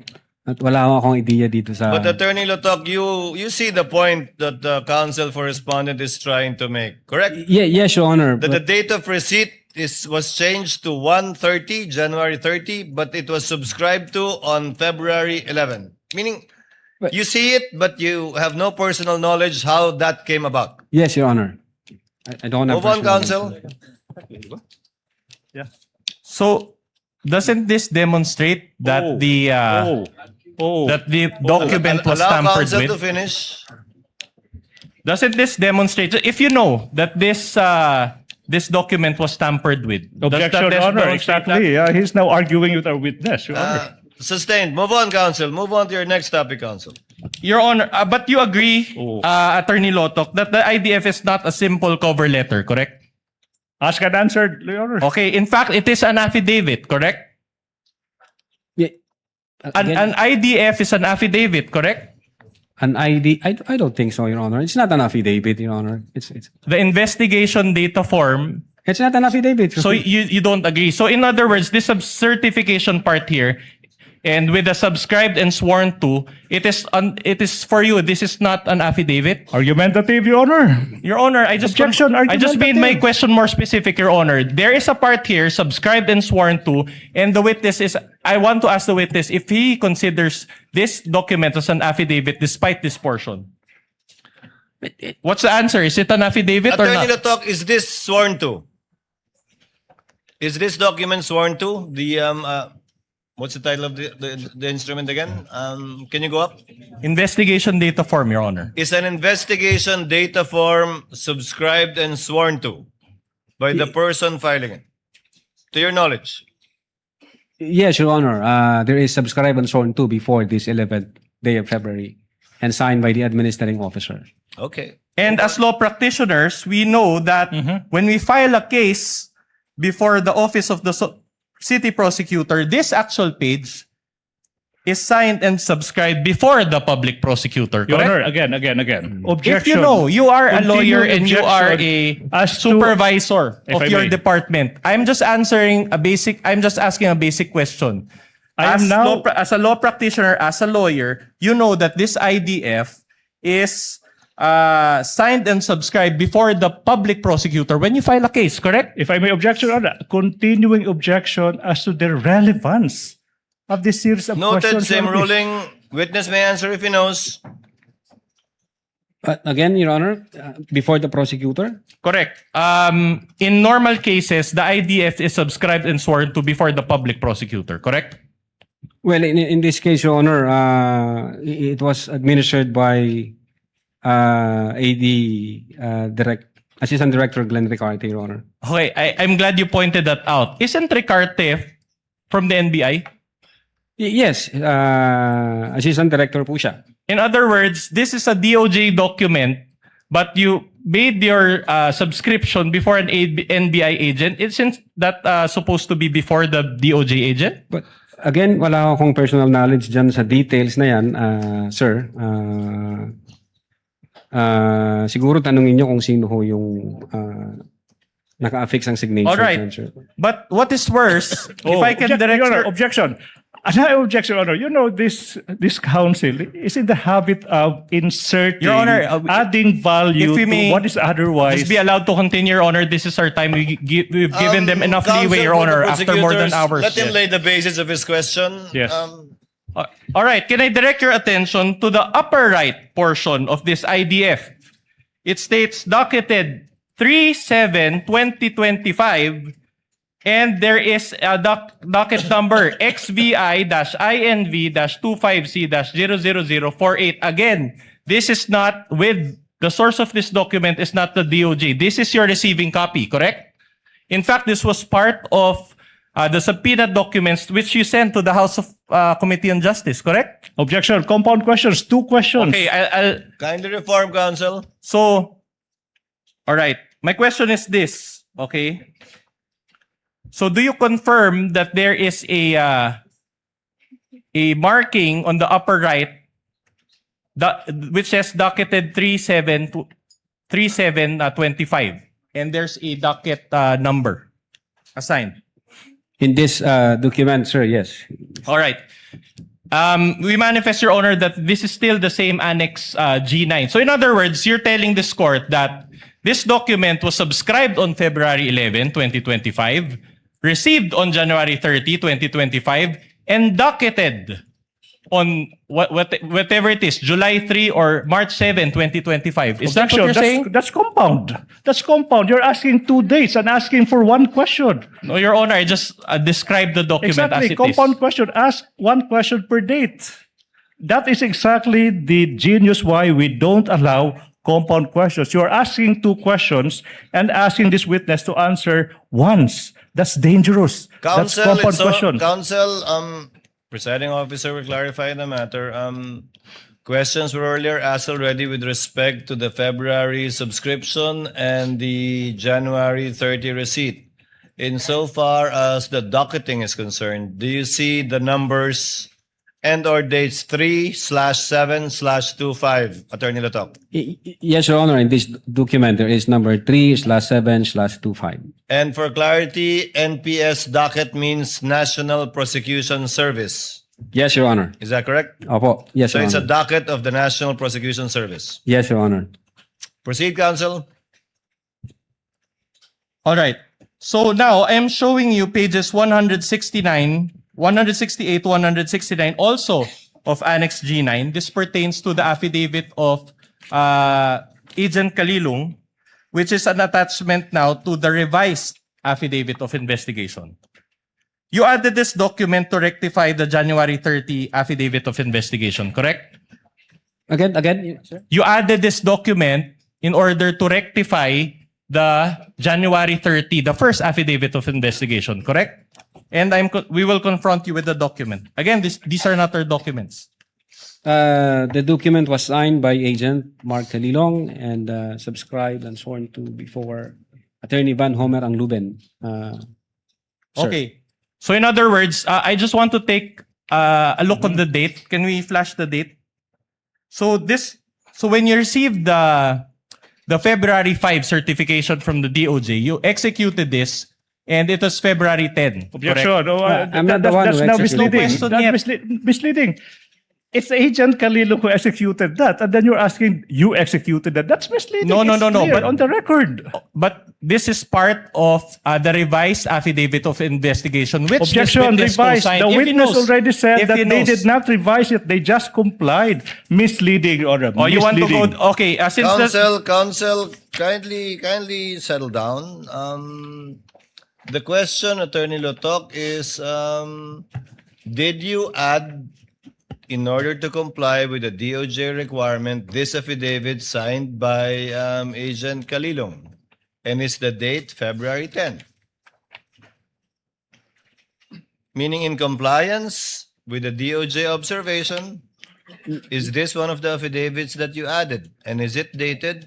Although I don't have my record, it appears so, Your Honor, based on the document shown to me by the counsel. Both as to the fact that it was one of the affidavits added and as to the date, Attorney Lotok. Yes, Your Honor. Okay. All Move right. on, Counsel. I am showing you another affidavit. This is page 178, 179 of Annex G9. This now pertains to the Geran affidavit. This was also an attachment to the revised affidavit of investigation. Objection correct? again, Your Honor, please. The continuing use of revise, when this witness already said that they did not revise anything, they just complied with the requirement. That's now misleading. Your Honor, just many to- times over, misleading. All right, just to put this issue at rest, Your Honor, I'm confronting the witness with a letter to Richard Anthony D. Fadulion dated February 11, 2025. And I want to read, Your Honor, the last paragraph thereof. It says, to support our recommendation, attached herein is the revised affidavit of investigation. This is not our document. This is the NBI's document. Can Attorney Lotok be confronted with this document, please? It Attorney was signed. Lotok, please answer. Yes, Your Honor. It was signed by then Director Judge Jaime B. Santiago. Can you confirm the last sentence for the record? Can you read it for the record? To support the recommendation, attached herein is the revised affidavit of investigation, including its attachment. Can you repeat the word before the word affidavit of Ask and investigation, answered, please? Your Honor. Ask Asked and and answered. answered. So, Then I'm not misleading after all. Anyway, Objection, Your Honor. That's an unnecessary statement. Counsel, you're supposed to ask questions and not make these remarks. counsels, kindly settle down. We're about to wind up the day. all right. I'm showing you now pages, proceed, 178 to 179 of the revised affidavit of investigation. Can you be confronted with that document? The date is February 10, 2025. I just want to confirm the date, if that is correct. As it Date- appears from the document.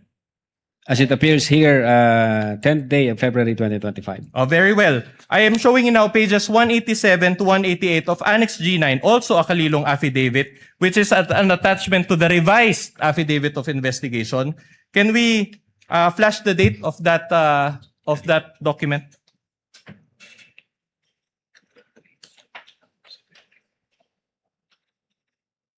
What's the question? Also February 10. So in other words, you attach this to your revised affidavit of investigation. It appears here, 10th day of February 2025, sir. And you attached it to your affidavit of investigation, correct? As an attachment, sir. All right, very good. Now, showing you 199 to 200 of Annex G9. Now, this is the Asuncion affidavit. And I'll make a point in a couple of questions, Your Honor. Can you just confirm the date also and if it was attached to your revised affidavit of investigation? 10th day, it appears here, 10th day of February 2025. All right. So it was attached also to your revised affidavit of investigation. Assumption. Yes. All right. Now this is the question. I'm showing you now page 112 of Annex G9, another Kalilong affidavit. Did you also add this to rectify your January 30 affidavit of investigation, or or the first affidavit of investigation?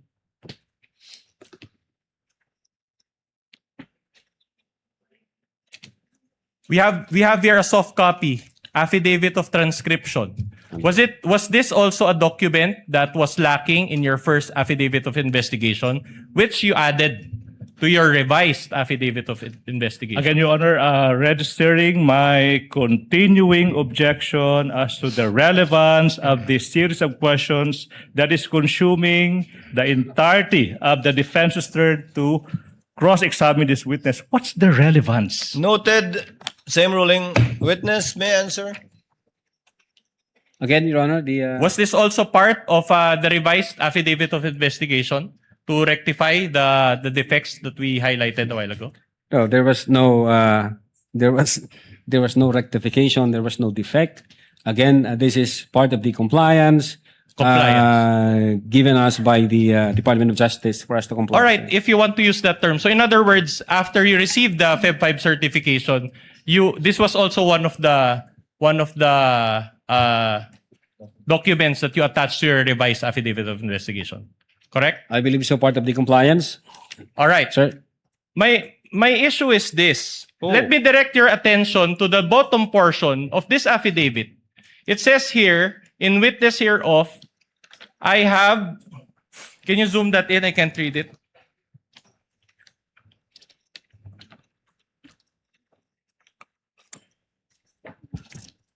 The date is February 3, 2025. Can you zoom that in? So in other words, you are trying to convince this court that when you... What's the question?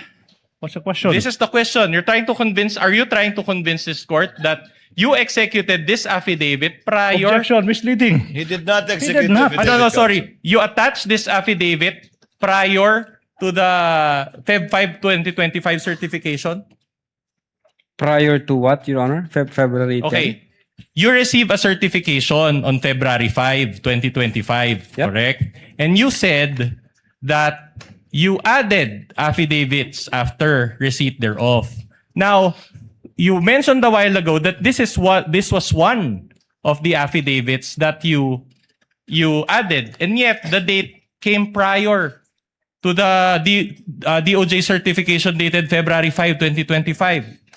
Do you confirm this? I think ang makakasagot po niyan si Agent Calilong, Your Honor, kasi may mga attachment na kami during the first affidavit na-include na doon sa mga nire-require ng prosecutor na nandun na. And then nung nag-issue ang prosecutor gaya po ng number 2, the press briefing, sige mo na.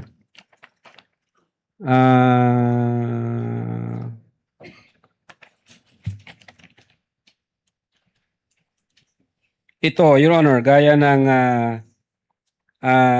number 1, there is no affidavit of the persons who recorded the video entitled BP November 23, Press Con at Batasan through OBS. When in truth and in fact, kasama ho na and attached na doon yung affidavit of authentication doon sa unang affidavit. So in other words, you're telling this court that the DOJ made this mistake? That there was no...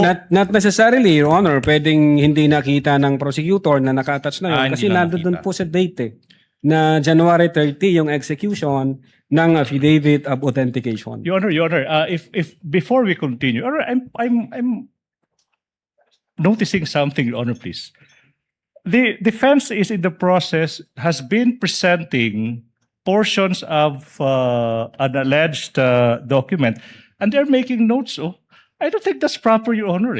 When you present a document, you present the document as is. You don't make annotations. Exactly, Your Note Honor. number 2, that's not proper, Your Honor. We are presenting the actual document and we're confronting it. This is just to address, Your Honor, what was intimated by the senators that they want to be able to follow the discussion, Your Honor, using the screen. If I may, my problem with that, Your Honor, please, because it's like you presenting your observation on a document and you're showing that to the court when what you're supposed to do is just to confront this witness with a document without any annotations. That's just my observation, Your Honor.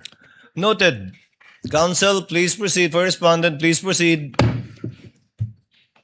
Meaning, but if you go to the contents, right, it says here, and let me read, the press briefing conducted on October 18, 2024 was not recorded and or stored in a DVD. No video submitted and there was no TSN of the said briefing. And do you confirm now that this note on Feb 5 was actually addressed by the affidavit submitted by Agent Calilo? What? Come again, sir? This note was satisfied by the submission of the affidavit by Agent Calilo. What affidavit, sir? The affidavit of transcription dated February 3. But can I see the affidavit, sir? Para lang sure. The one that we showed a while ago. It pertains to the same because if you read here, if I may be allowed to read paragraph 1, can you zoom that in? Or no, paragraph 2, it says there, in relation to the ongoing investigation, the undersigned was tasked to transcribe.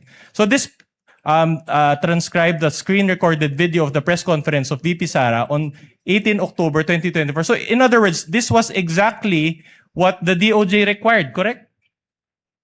Yeah, based certification na in-issue, ang sabi ng DOJ, the press briefing conducted in October 18, 2024 was not recorded and was stored in a DVD. There was no TSN of the said briefing and the necessary affidavit of the person taking the TSN. And yet, on its face, this was, because the date is February 3, on its face, this was executed prior to the Feb 5, 2025 certification, which noted this requirement. As I've said, Your Honor, ang nag-uusap po dyan, ang prosecutor at saka si Agent Calilong, may mga attachment ho kasi nung first affidavit na hindi napansin ng prosecutor. So that's your answer. Okay. So, but the thing is, if I let's go back to the IDF, investigation data form. Now, the docket number that is indicated here is XVI INV 25C-0008. But in the Feb 5 2025 certification, can we flash that? The docket number is different, appears to be different. It's XVI EVAL-INV 25A-0049. Moreover, in the subsequent DOJ certification dated Feb 14, 2025, the docket number is also XVI-INV-25A-0049. Do you confirm the difference in the docket numbers? Your Honor, no personal knowledge and DOJ ho ang naglagay ng docket number niyan. But do you confirm that it was different? These are all received copies. Ask and answer, Your Honor, please. Ask and answer, argumentative. No, the answer is not responsive. Counsel, move on. So in other words, despite the discrepancy in numbers, you still decided to push through with the case. What, Your Honor? Despite the discrepancy in docket numbers, you still decided to push through with the handling of this case, correct? Again, I cannot confirm on the numbers because it's the DOJ who placed that number, sir. Ulitin ko, mas maganda ho tanungin nyo ang Department of Justice, sir. Chan. But insofar as you are concerned, as you are the complainant in this case, correct? Insofar as you are concerned, what is the correct docket number? Is it the one ending in 0049? I will now object. Or I will now is it the object. one ending in 004? What they used, Your Honor? I will now object on the ground of misleading. You showed two docket numbers which appear different. And you have yet to establish that there is a wrong one and a correct one. And you have not established that. This witness said he is not aware of that. You have not established that there is something to be corrected. That's why the objection now, Your Honor, please. That's misleading. You assume that something is wrong that has to be corrected. Misleading. Counsel, witness is not competent to answer your question. He already responded. that this is a DOJ form, that he is not aware, and that it might be proper to ask the DOJ instead at the proper time. Move on with another point, Counsel. I think we've unless there's another inconsistency, you can move on to another inconsistency or another point.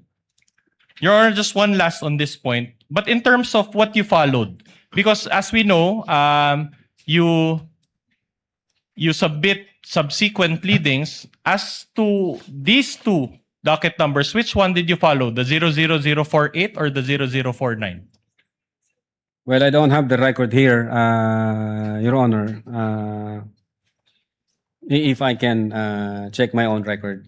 Do you have it Can with you you do now? that now? Counsel, can you give him a copy of his record? Yung full record. Yeah. The chair finds that relevant because in filing additional pleadings or other materials to the DOJ, they need to indicate the NPS number for reference. So which one are you following? Which one did you follow subsequent to this? Yes, sir. February. Wala rito ah.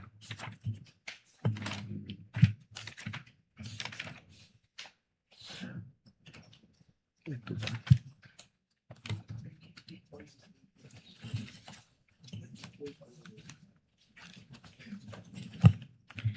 Well, wala ho rito, sir. Teka. Ang naalala ko, sir, yung sa investigation data form,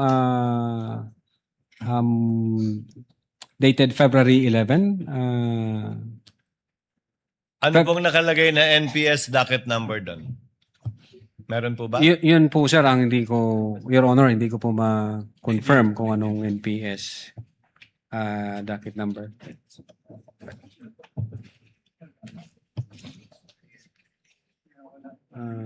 Ito ba yun?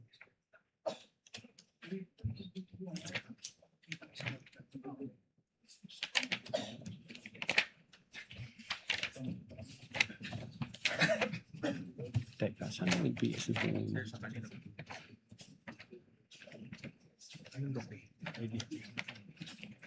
Your Honor, may we just manifest for the record that the witness is perusing the IDF investigation data form that is attached to the articles of impeachment, Annex G9. So noted.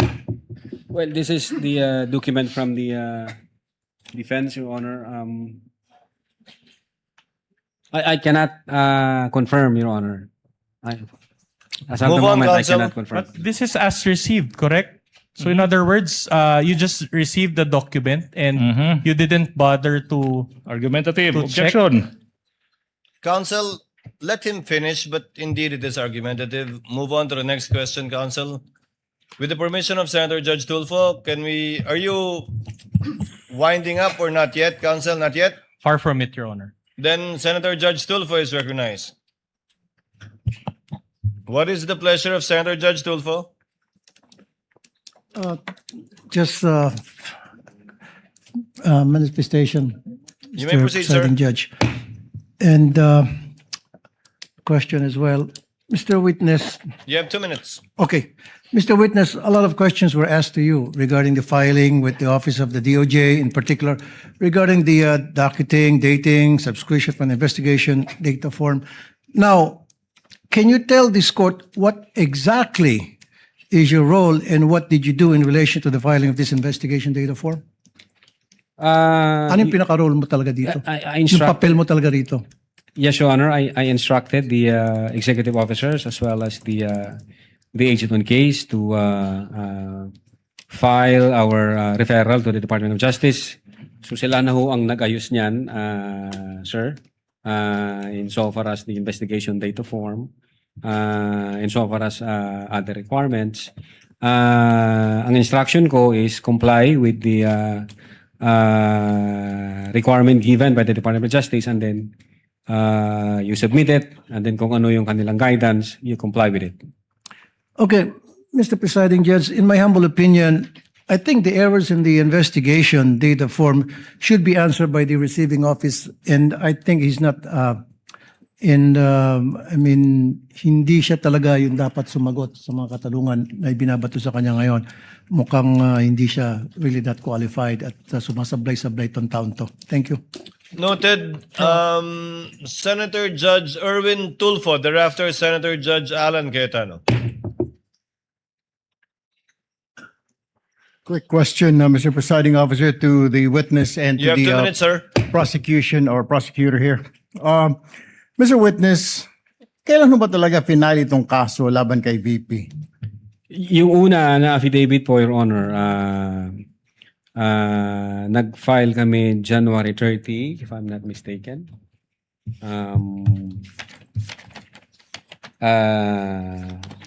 Taon po, anong taon? 2025, sir. 2025. And then nag-require po ang Department of Justice ng compliance dahil sabi nga nila nung una na certification insufficient for conduct of preliminary investigation and must be referred for a case build-up. Now, ang ginawa po namin, kinumply po namin yung kanilang mga requirements.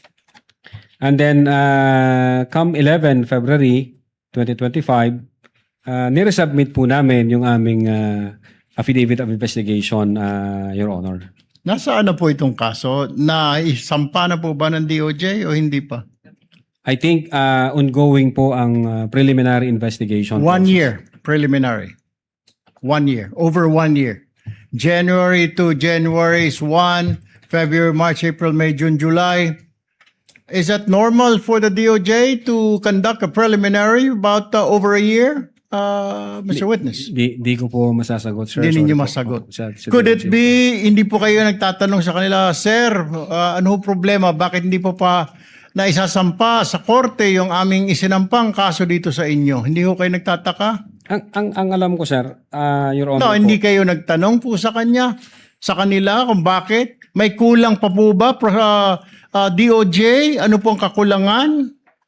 Pag ang referral po, Your Honor, is nasa DOJ na, hands off na ho kami doon. Sila ho ang magde-decide noon kung paano nila ipaprocess yung dokumento. Kaya nga, hindi po kayo nagtataka. Hindi kaya, sir, dito sa mga nakita po natin mga ebidensya rito, mukhang sablay-sablay, parang minadali ho ninyo.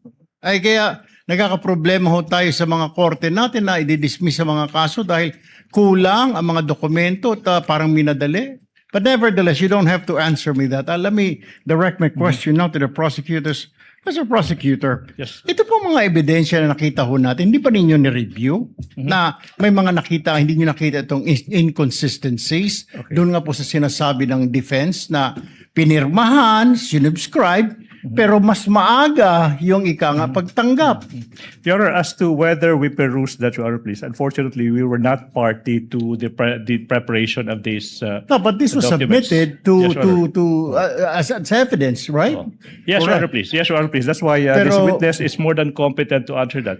But the main point of the prosecution, Your Honor, please, they already filed and complied with these requirements and addressed these defects, if you may, by filing a February 10, 2025 affidavit investigation. That's why, if you have observed our good Senator Judge, we have been objecting as to the relevance of this. Exactly because what is in contention now is the latest affidavit of investigation that is now pending before the DOJ, Your Honor, please.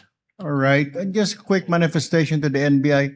Mr. Witness, next time po pag nagsampa ho kayo ng kaso, make sure, kaya nga I was asking you kanina, I already have this feeling something is wrong dahil sobrang tagal na sa DOJ ng kaso ninyo. There's something wrong with the case. Siguro po, next time, make sure na yung kaso isasampa ninyo is airtight. Tama po. Kasi madidismiss yan. Yung mga kaso na medyo hindi po tight talaga ang kaso. Ano po? Yes, Your Honor. Sayang naman yung inyong pinaghirapan. Doon, ang dami natin nakita. Totoo po lang na nagmura ang vice-presidente, nagbanta ang vice-presidente. Sangayon naman po ako, nakita ko naman po yun. Pero pagdating po yan, usually pag sa technicalities tayo nagkakaproblema. Don't forget that. Yes, Your Honor. Quick manifestation. Thank you. Thank you, Mr. Presiding Officer. Noted, Senator Judge Erwin Tulfo. Senator Judge Alan Cayetano, you have 2 minutes, sir. Less than 2 minutes, quick clarification lang. So January 30, yung unang affidavit Of, of investigation. Yes, Tama? sir. January 30, tapos February 5, yun yung sagot ng DOJ na may 7 notes. Yes, Your Honor. At February 5, yun din ang filing nung impeachment complaint against against Vice President Sara Duterte. And then, which you said wala kang knowledge doon. I'm just looking at the dates. Then February 10, yung revised na dun sa mga ang ginamit ng DOJ word insufficiency, yung 1 to 7 na punuan, no? Or whatever the term is. So, ang sagot ng witness, sir, sagot mo yung February 3, baka attachment lang kasi nung una yon. Yes, sir, I think so. Sir. Pero hindi siya pwedeng attachment nung una kasi January 30 sinubmit yun eh. So, hindi ka naman pwede mag-submit ng January 30 na attachment mo February 3. So, you went 3 days into the, or 4 days into the future kasi may 31 yung January. Well, sir, siguro ang makakasagot po niyan si Agent Calilong, sir, since siya ang signatory doon. I don't think you can answer it. Point ko lang, hindi logical na it was an attachment sa January 30 because wala pang February 3 nun eh. So hindi pwedeng post-dated affidavit. Second question lang, sa parehong investigative affidavit of investigation na sinubmit, walang input doon ang PSG, ISAF, PSC, ISAF, CIDG. So kayo lang yon. A statement, Your Honor, yung in-attach po namin. Yes. So what I meant is that questions kanina nung many here, including the Senate President Win Gatchalian na did you consult the investigation ng PSC, etc. So nung final nyo to, walang input directly or indirectly ang Presidential Security Command, ang ISAF, ang PNP, CIDG, and anyone else, the National Security Council. So purely NBI to. No personal knowledge kung merong correspondence ng ibang agency with the director. Sorry, hindi kayo pwedeng walang personal knowledge kasi ikaw nag-file eh. Ikaw nakapirma dun sa affidavit. So you would know whether dun sa affidavit na yon they had input or not. No Yes, one Your else Honor. could know because you're the one who signed it. Yes, Your Honor. Insofar as the Cybercrime Division is concerned, kami po yun yung gumawa Yes. noon. So the answer is they had no input. Hindi ko alam kung... well, insofar as the affidavit is concerned, amin po yun, Your Honor. Now, kung correspondence between other agencies and the NBI, hindi ko na po alam kung may usapan Okay. yung Thank you. director Thank you, at saka ibang Mr. Presiding Officer. Thank you. Thank you, Senator Judge Cayetano, Senator Judge Ontiveros. Thereafter, Senator Judge Ejercito. Am I correct, JV? Senator Judge Ontiveros is recognized. You may proceed. You have 2 minutes, ma'am. Salamat po, Mr. Presiding Officer. Less than 2 minutes din po. Attorney Lotok, sa gitna nung DOJ certification dated February 5, 2025 at yung pag-submit nyo ng kompletong affidavit of investigation na tinanggap na ng DOJ, may nagbago po ba sa di umanong sinabi ng Vice Presidente? Wala po, Your Honor. Wala. At sa gitna ng DOJ certification dated February 5, 2025 at yung pag-submit nyo ng kompletong affidavit of investigation na tinanggap na ng DOJ, may nagbago po ba sa rekomendasyon ng NBI? Wala po, Your Honor.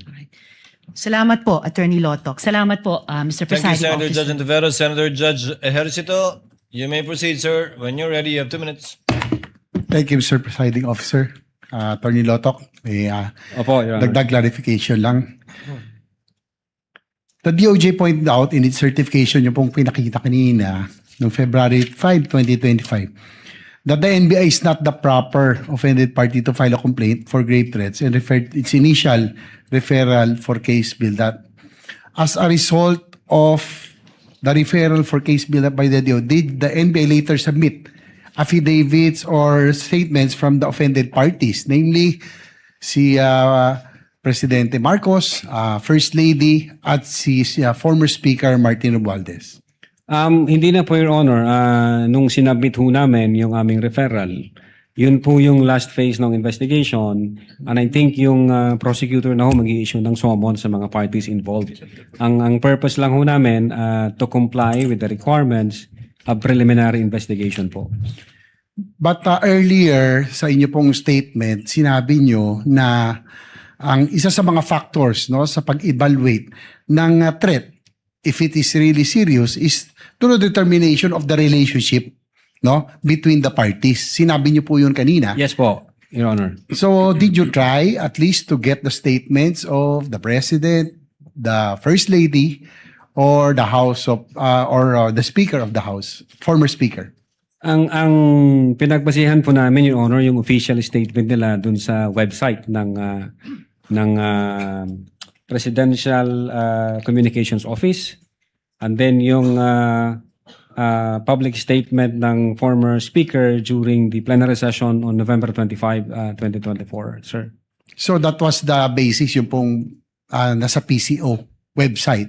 So you did not bother to get the statements from the offended parties? I think nung nakita ko namin yung video na nag-issue ng statement yung presidente, na-establish namin yung requirement kung ano yung treatment ng presidente nung marinig niya yung utterances ng vice presidente. So, nung nakita namin yon na may reaksyon, ang sabi nga niya is nakakabahala. Based sa aming primary jurisdiction, nag-start to kami ng investigation, sir. Kanina rin, tinanong ko yung tungkol doon sa revised affidavit of investigation, no? Which you submitted after the DOJ referred to the case for case build-up in its certification doon nga sa February 5, 2025. You mentioned that is just a compliance on the part of the NBI. Your Honor, ito ho yung part ng evaluation at saka case build-up process.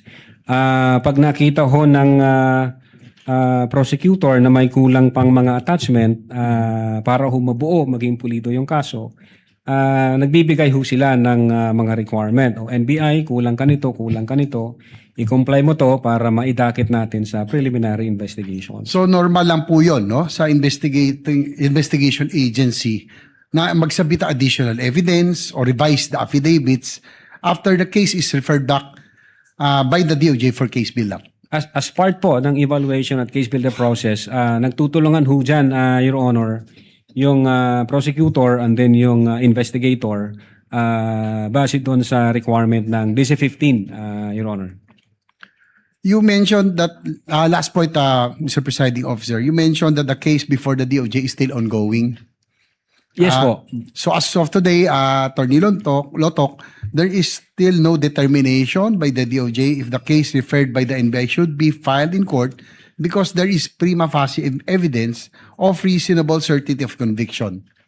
Well, Your Honor, wala po kaming nare-receive na any updates from the Department of Justice. Ang alam po namin is nasa PI pa ho siya, preliminary investigation process, Your Honor. Thank you, Attorney Lotok. Thank you, Mr. Presiding Officer. Thank you po, Your Honor. Noted and entered into the records. Attorney Binluan, you may continue with your cross. Your Honor, I believe that there's a hanging question. Insofar as the NBI is concerned, what docket number did they follow?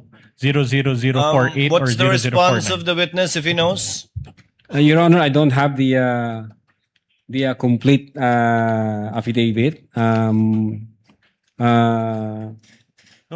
So I cannot confirm, sir. So you do not know what NPS docket number the NBI is using whenever it files subsequent pleadings to the NBI to the DOJ regarding this case?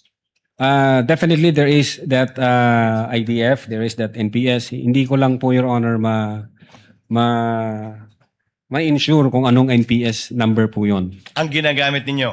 Ang ginamit. Pero nandun po yon, Your Honor. Naka-attach po yon sa affidavit of investigation. Proceed, counsel. So you cannot confirm which between the two. As at the moment, hindi ko po hawak yung... Yeah, but what if we show you, as I said, what if we show you the certification dated February, certification, can you be guided? Ask an answer, Your Honor. Counsel, he Oh, already what's- looked at the what's the answer? documents earlier before the senator judges intervened, and he couldn't. Mr. Witness, Mr. Attorney Lotok, what document did you peruse earlier? The annex to the impeachment complaint, right? Next to the That was the document shown to you by counsel for the respondent earlier. yes, Your Honor. Upon your perusal of that document, can you say what the NPS docket number is that NBI uses? Your Honor, isa lang ho ang nandito na IDF.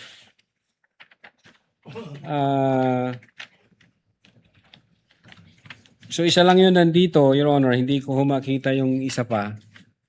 Ang nandito na naka-attach na IDF is yung 11 February 2025.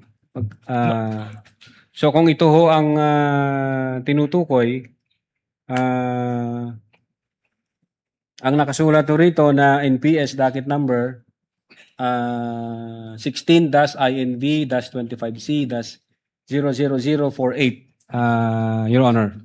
Your Honor, the certifications, the two certification also has docket numbers. Can we just ask him to peruse this so that he can make up his mind which of the two docket numbers they followed? Then confront him with the document, counsel. Your Honor, what is your co-counsel showing him? We are showing the document February 5 and February 14, which as I mentioned, contains 0049 as the ending docket number. Maybe just know, Your Honor, if that was the docket number that was followed by the NBI following the filing. Counsel, before you answer, Attorney Loto, counsel, the first form, can you bring it up again? That's not an investigation form, right? That's a DOJ form. Yes, Your Honor. Your Honor, this is a receiving copy, Your Honor, because all of these were subpoenaed again from the NBI but not from the DOJ. So these were transmitted to the House Committee on Justice by subpoena. So By who? The NBI? Submitted by the NBI. That's correct, Your Honor. And this was the basis that was used by the House Committee on Justice in filing the articles of impeachment before this impeachment court. So in other words, Your Honor, the agencies involved herein are just four: the DOJ, the NBI, the House Committee on Justice, and the Senate. And the line of questioning is very simple. We want to get to know to the bottom of the truth. Were these documents altered? If at all. If at all. If at all. There's no basis for saying it's altered. Counsel, Attorney Lotok, what is your observation? Yes, Your Honor. Isa lang ho yung nandito na IDF. Uulitin ko po, Your Honor, mayroon na ho ditong NPS docket number at yung date po is 11 February 2025, sir. At yung isa? Yung isa, yung sa certification, Your Honor, yung hindi siya IDF. Hindi siya IDF. That's sir. what I was asking about earlier. So, ang certification ho ang pinapakita sa akin, Your Honor. Hindi po IDF na isa. We're trying to show the Feb 14, the latest certification for the revised affidavit of investigation, Your Honor. So did you follow that docket number? Considering that, according to you, that is the latest certification that you received from the DOJ.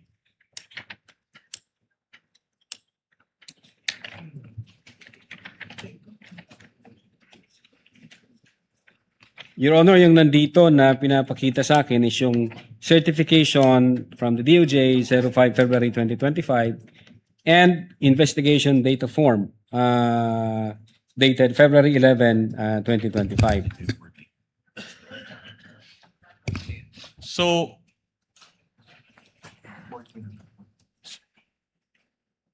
which is which, Attorney Lotok? Is it 00049 or 48?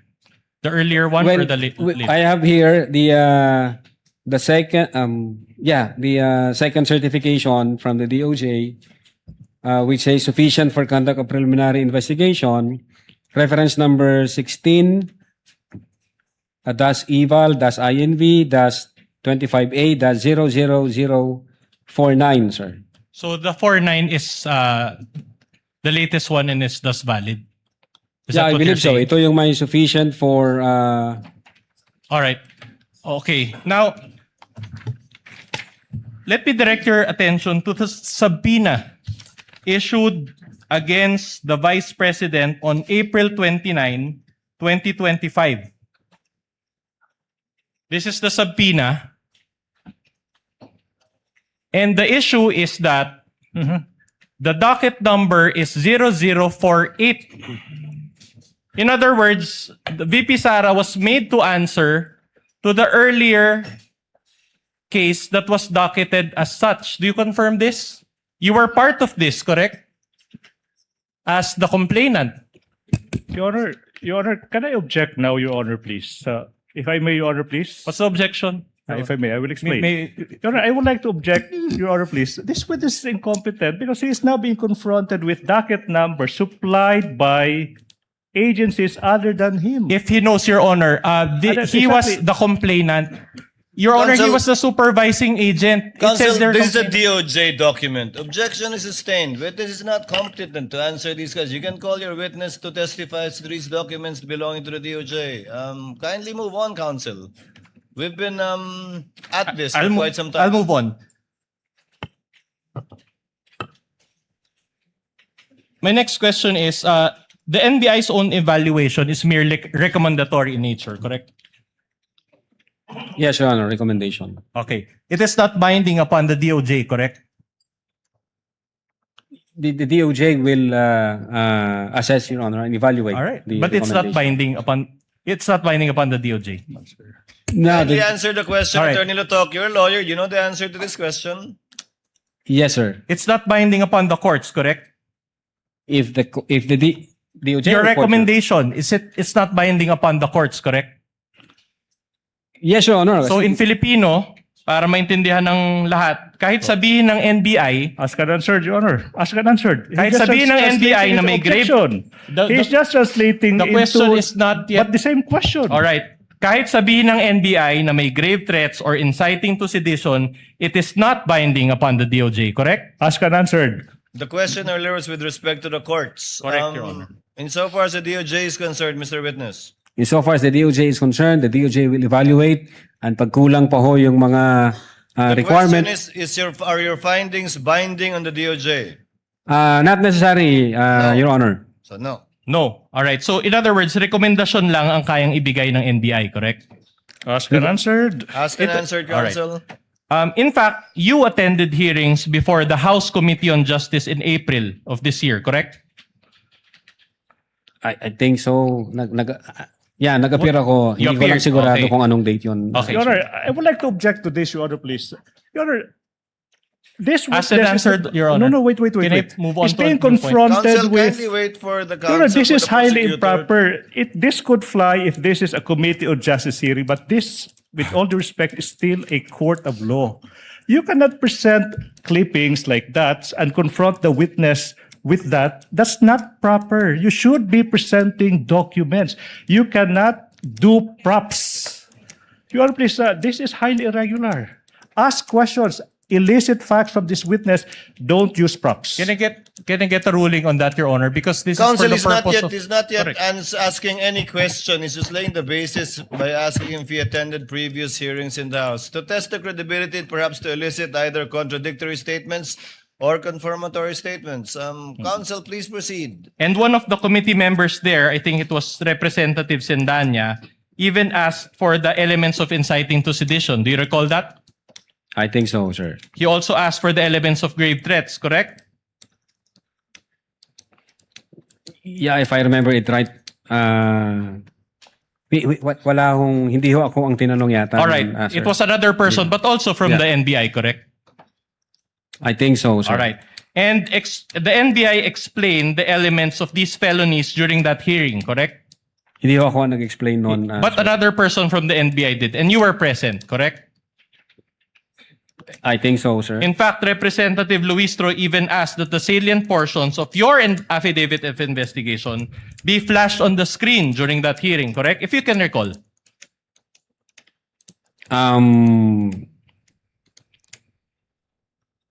Siguro, Your Honor, pero di ko maalala. You're not sure. Okay, that's okay. And even And when asked whether VP Sara's acts constituted grave threats and inciting to sedition, the NBI answered in the affirmative, correct? I think so, sir. Okay. Now, my next question is very simple. Did the NBI at any point in that hearing clarify with the House Committee on Justice and the Filipino people watching then that its own evaluation is not binding upon the DOJ?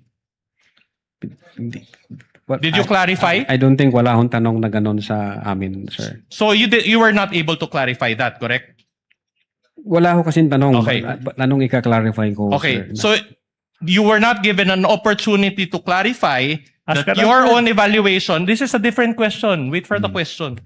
That is not binding upon the courts. So was there an opportunity for you to explain that it was not binding upon the courts? Wala akong question doon All sa right. amin, sir. So in other words, there was no opportunity in that hearing to clarify that your evaluation was mere recommendatory. Ask and answer, Your Honor, please. 4 times over. No, the first Same question was point. binding upon the DOJ. The next question is binding upon the courts. The next question is the nature of the recommendation. Did you clarify at any point in that hearing that your recommendation was merely recommendatory? The question was, did they clarify or not?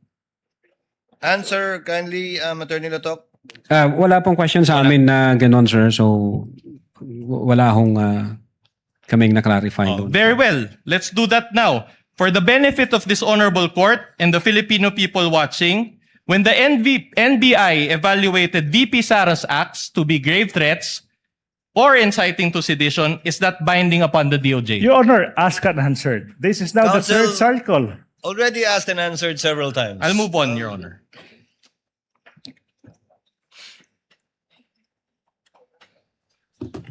Will you agree with me that according to our laws, the authority to determine guilt or innocence of a person lies with the courts, Yes, sir. not with the DOJ, Yes, sir. not with the NBI? Yes, sir. Your Honor, Sir- I will now object now, Your Honor, please. Your if Honor, I may he's explain, competent Your Honor, enough to answer. Your Honor, he already If I may- answered. Counsel, kindly settle down. I know it's late and I know both parties are Can tired. I- Kindly wait for the chair to recognize you before speaking. If I may be recognized, Your Honor, Yes, please. I am Attorney now Ligutan. objecting on the ground of relevance of this series of questions. The defense might forget that we are an impeachment court. Okay? And whatever the DOJ may rule on, whatever the court may rule on, the same complaints filed by the NBI against the Vice President, it has no bearing to these impeachment complaints. What I'm saying is, the issues in this case, the question is, did the Vice President betray public trusts? When she declared before the public that she already contracted a Your Honor, person... objection, Wait, I won't wait, wait, cross, wait, Your wait. Honor. I'm This is yet not the done. proper venue for I any was- manifestation on the part of the Let the prosecution. counsel finish. What? Kindly state your objection, counsel. Relevance, exactly, Your Honor, please, as to what the court will do, as to what the DOJ will do on the complaints filed by the DOJ, by the NBI, they have nothing to do with the issue in this case. The question is whether the Vice President betrayed public trust by contracting an assassin to kill the President, the Vice President, kill the President, the First Lady, and the former Objection Speaker again, House. Your Honor. It's not the Irrelevance, Your Honor, please. proper- Irrelevance. Counsel, you know what you're doing as well. So kindly limit it to your objection. Irrelevance, Your Honor, please. Counsel for the respondent, the court gets it. Okay, you don't have to spend that much time on this matter. The court gets it, and I think the senator judges are well aware of the limitations of the power of the NBI and the DOJ, as well as the power of the court to decide on the innocence or guilt of the parties. You've established that point. Move on. In other words, it is only the proper courts that can determine the guilt or innocence of VP Sara in terms Same. of grave threats or inciting to Counsel, sedition. It's a direct question, Your Honor. Counsel, asked and answered. Kindly move on. Kindly move on, counsel. Again, the court gets it. I think the senator judges get it as well as the people who are listening. All right. My question is this. Are you aware of any final verdict by any court that VP Sara is Same. guilty? Same, Your Honor. Same. If he is aware. Witness will answer if he knows. Well, insofar as the NBI Cybercrime Division is concerned, during that time, I'm not aware. So, insofar as this case is concerned, no final verdict yet. I don't know, Your Honor. I don't know. Insofar as the investigation of the NBI is concerned, no personal knowledge. All right. Now, let me move on to a new point. Do you know what motu proprio means? Yes, Your Honor. Motu proprio means on your own or out of your own initiative, correct? Yes, sir. Sa madaling salita, voluntary. Not really, sir. Oh, not really. Wala nagutos. Under the law, we acted based on the law, sir. Because it is our primary jurisdiction to undertake investigation should there be a threat against the security or assault against the person of the President, the Vice President, the Senate President, the Speaker of the House, and the Chief Justice. Very well. Now, my question is this. Insofar as this case is concerned, did the NBI conduct an investigation motu proprio? Yes, Your Honor. The fact, kanino ho, Your Honor, yung sinatanong nyo? Conduct an investigation, kanino po? Insofar as this case is concerned, did you conduct a case motu proprio? Your Honor, the NBI conducted an investigation motu proprio on November 23, 2024. And on that same date, Your Honor, the Department of Justice directed the NBI to conduct an investigation on the matter. So, partly motu proprio, partly directed by the DOJ. Is that what you're saying? No, Your Honor. No, Your Honor. With or without the directive from the DOJ, the NBI has primary jurisdiction on that case, and therefore we can investigate on that particular case. Sir. Yeah, but a while ago, during your direct examination, you admitted that the DOJ secretary directed you, correct? During that day, yes, sir. After na ma-instruct ako ng director na mag-imbestiga, then thereafter, the Department of Justice directed the NBI na mag-conduct ng investigation. And did you follow that directive?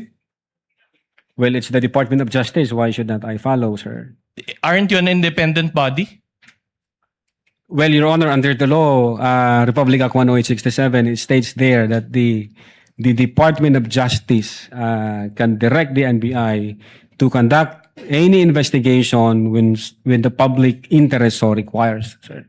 Okay, so the NBI is under the DOJ, correct? Definitely, sir. And the DOJ is under the Office of the President, correct? Yes, sir, under the executive branch, sir. Meaning the Secretary of the DOJ is under the Office of the President, correct? No question to that, sir. No question. So BBM has control over both the NBI and the DOJ, correct? What do you mean by control, sir? What's your interpretation of control? You seem to be a smart man. The Department of Justice and the Office of the President, insofar as the function of the NBI is concerned, hindi ho sila nakikialam doon.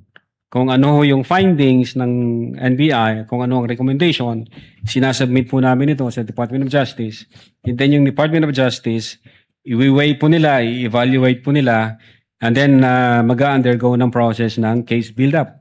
Yun ho ang patunay na yung una naming sinubmit, hindi tinanggap ng Department of Justice, meaning ang Department of Justice, pag nakita niya na hindi tama o kulang yung requirement ng NBI, hindi niya ito kararakang tatanggapin, Your Honor. That's why, insofar as the DC-15 is concerned, nag-require sila ng mga i-comply namin, and then nag-comply kami.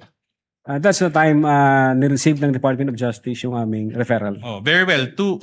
Just to help you answer, I'll ask a more pointed question. At the time the investigation against VP Sara was being conducted, did BBM had control over the NBI or DOJ? At the time the investigation? Yes. Well, being the head of the executive branch, sir, yes, the president is the head of the whole of the executive branch, sir. Very well. Did BBM at any point intervene in this investigation? Of course not, sir. Of course not. So did you just admit to this court that there was no participation on the part of BBM? Again, the purpose of the submission of the affidavit is No, for the preliminary question is investigation, sir. Witness answer. Can we ask Your Honor Allow the that the- witness to answer. Witness is in the process. The purpose of the referral that we submitted to the Department of Justice is for the purpose of preliminary investigation, which under the new rules of the NPS, pwede ho ang law enforcement agency na mag-submit ng complaint affidavit kahit wala yung affidavit ng complainant for purposes of preliminary investigation. So the complaint from the President is not an indispensable requirement insofar as the preliminary investigation is concerned by the DOJ, sir.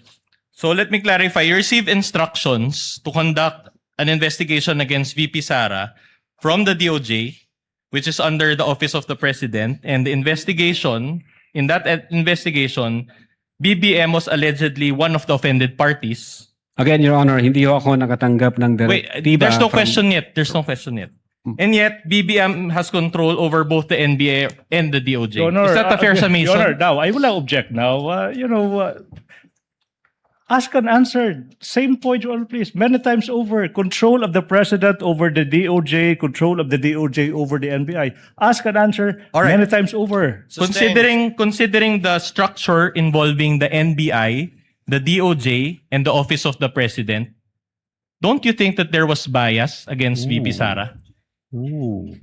I will allow that. We I will not object, Your Honor. Your Honor, Counsel again, kindly wait for the presiding officer to recognize you. Witness may answer.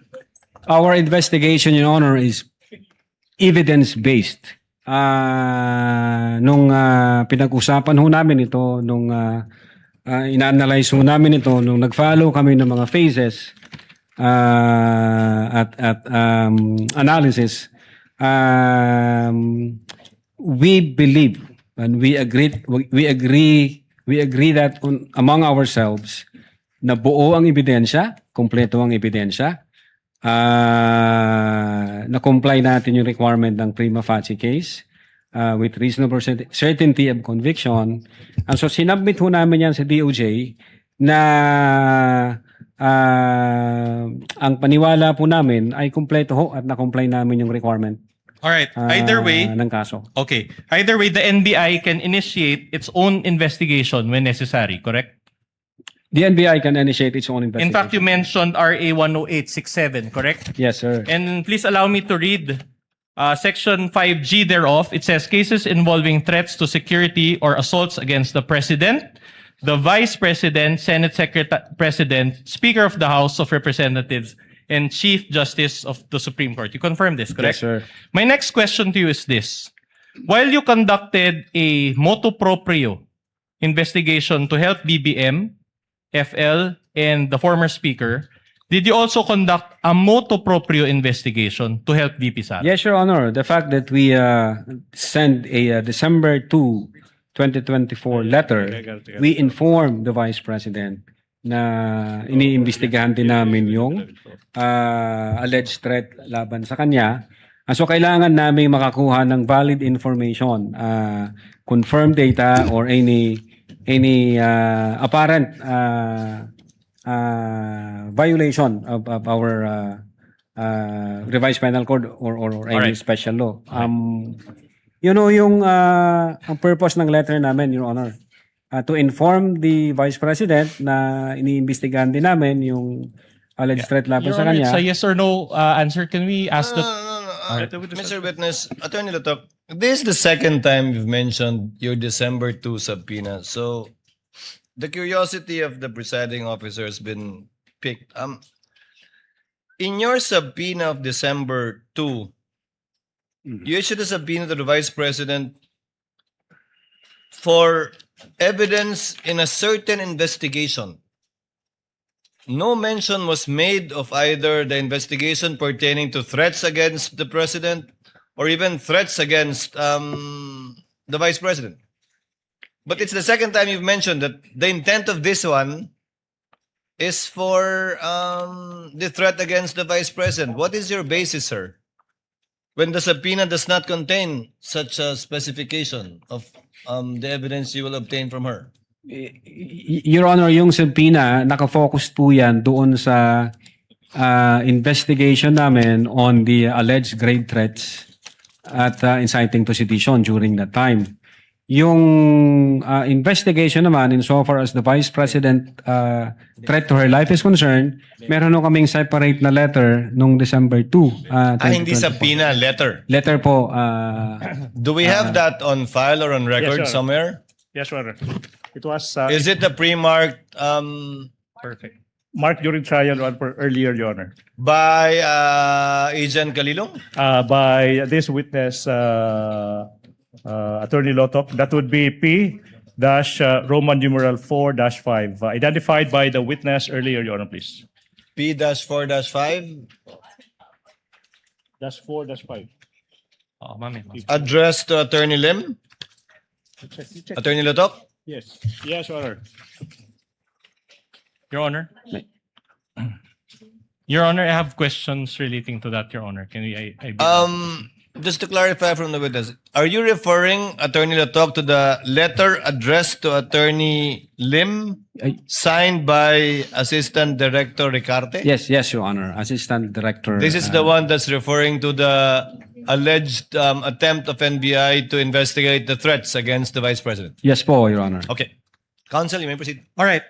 In fact, since we're on the topic, let me direct your attention to that NBI letter issued by Glenn Ricarte dated December 2, 2024. Again, for the perusal of the senator judges, this is pages 155 to 158 of the AOI's Annex G9. Do you confirm this?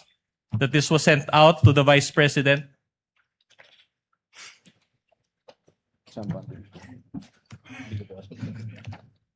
This is, we have this document, Your Honor, signed by AD Glenn Ricarte, dated 02 December 2024. All right. And Sir. do you confirm that the date is December 2, 2024?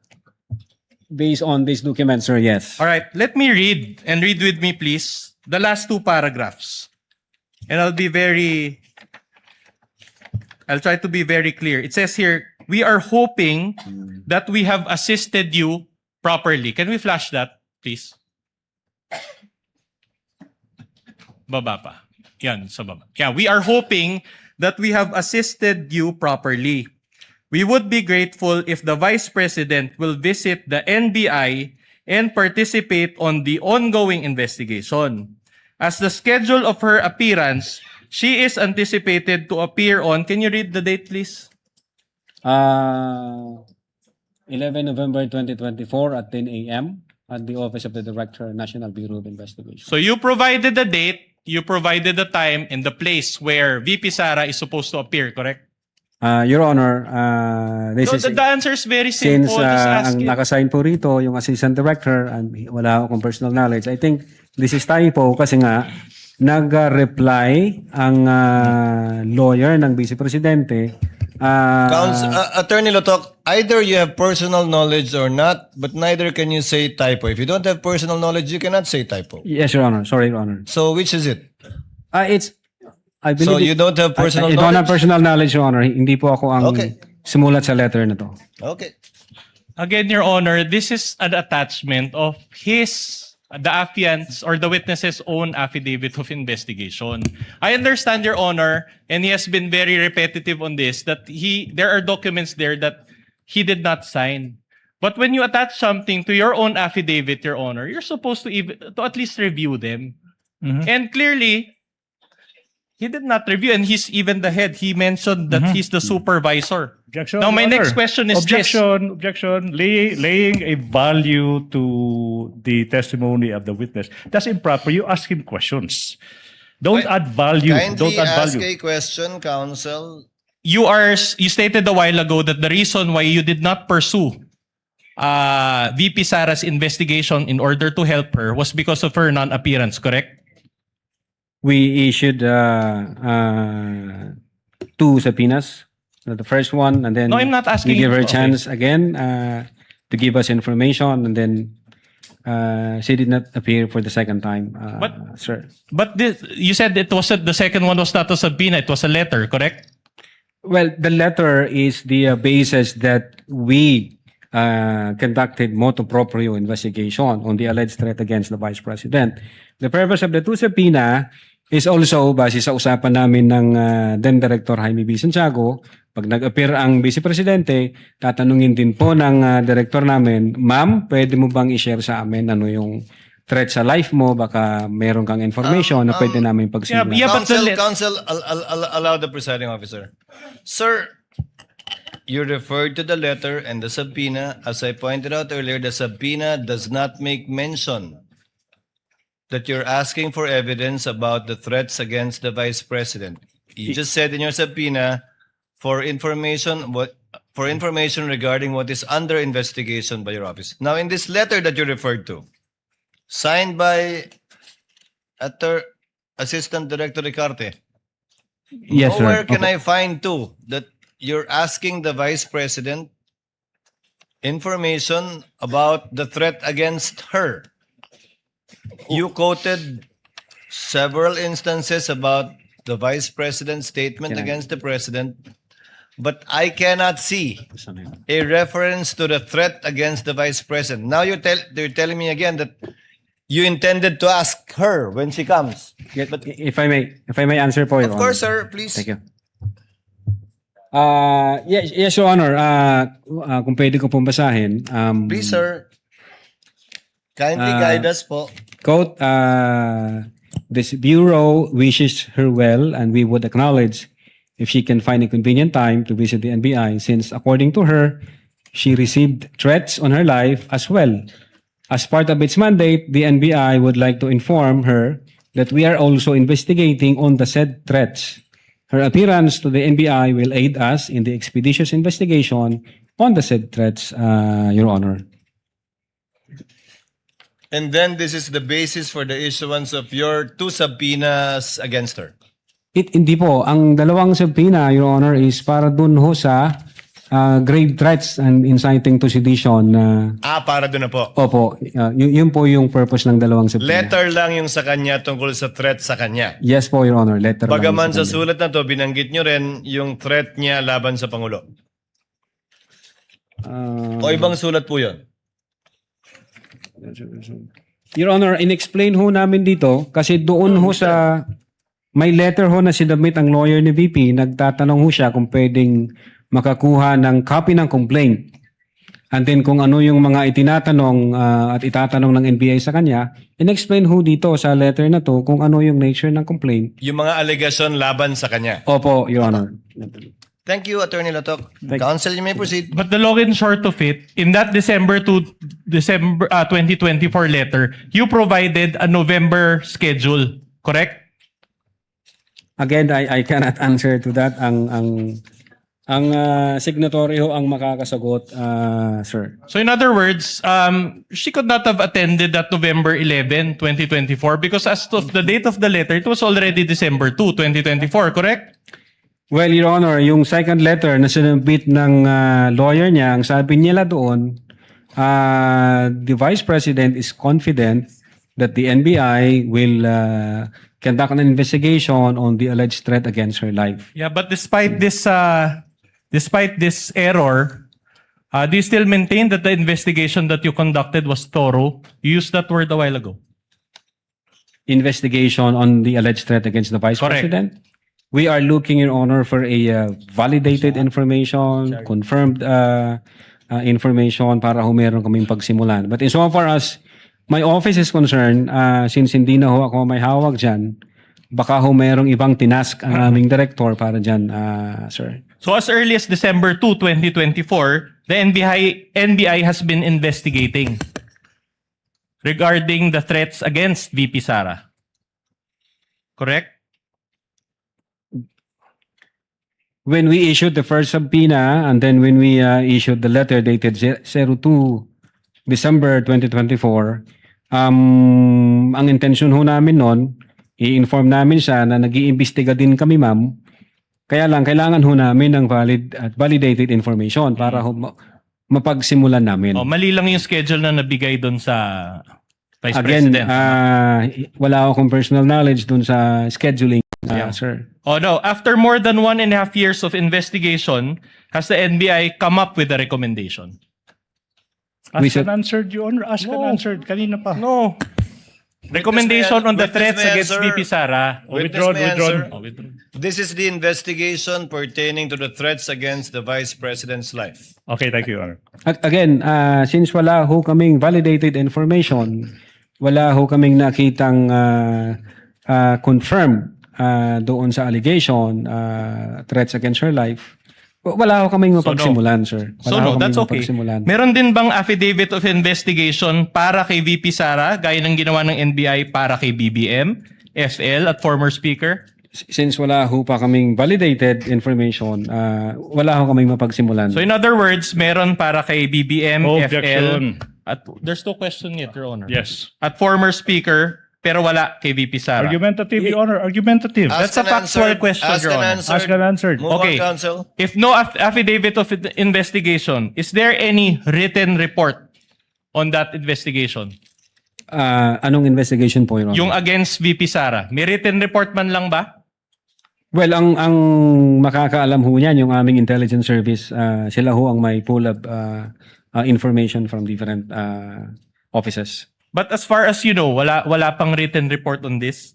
Well, during that time, insofar as the cybercrime investigation is concerned, wala akong nakita na gano'n, sir. Wala pa. Noong time na yon, alright. sir. In other words, since wala pang written report, wala pa ring opportunity si VP Sara to supplement any report that you have prepared. Again, wala akong idea kung mayroon ng written report ang aming intelligence service. Ang alam ko, kung ano lang yung nangyari during nung investigation namin, cybercrime division investigation. All right, I'll move on to a new point. Now, as an investigating body, the NBI is called to be impartial, correct? Yes, sir. Meaning you have to evaluate both sides, not just one side, correct? What do you mean both sides? The offending party side and the offended party side. Yes, sir. All right. In other words, you evaluate the side of the complainant and you also evaluate the side of the respondent, correct? Evaluate the side of the complainant. Yes, sir. So did the NBI do that in its investigation insofar as the case against VP Sara?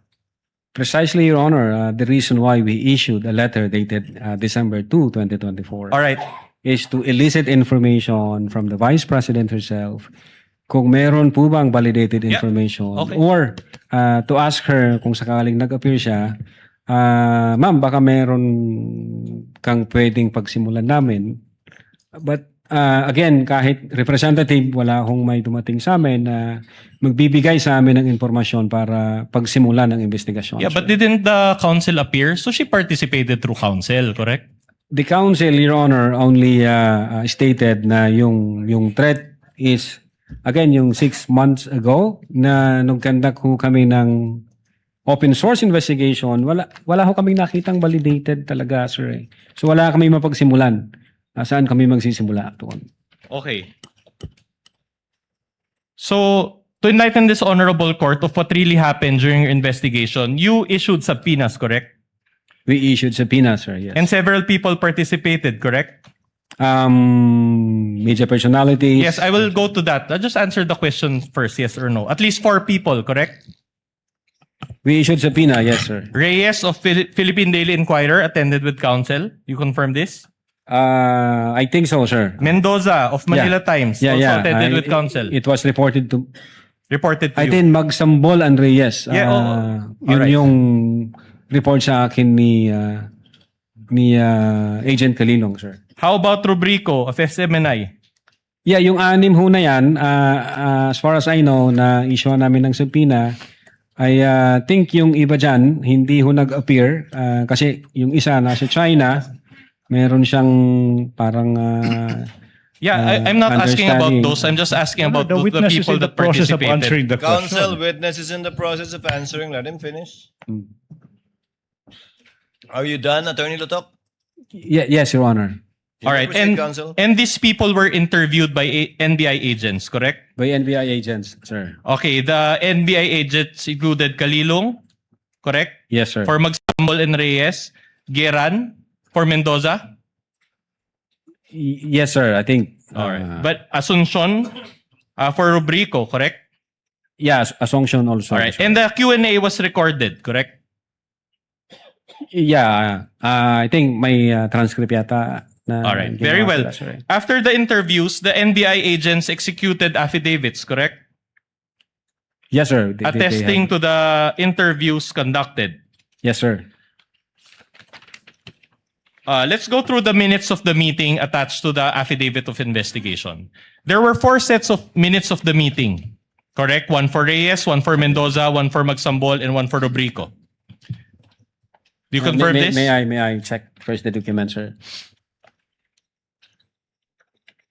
Your Honor, may we ask, Your Honor, that my co-counsel confronts the witness, not the prosecution's counsel. This is our turn, Your Honor. And we want to use the official copy, which is the the impeachment court's copy, Your Honor. So we don't know what copy the prosecution's lawyer is confronting the witness with. Counsel will please comply. Ano yun? All right. So minutes of the meeting. So there were 4 sets, 1 for Reyes, 1 for Mendoza, 1 for Magsambol, and 1 for Rubrico. Now, based on the minutes of the meeting. May I check first, sir? Okay, go ahead. Reyes. Yeah, them si Reyes.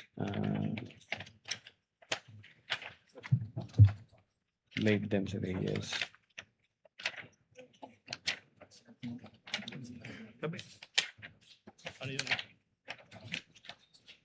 This is Mendoza. Yes.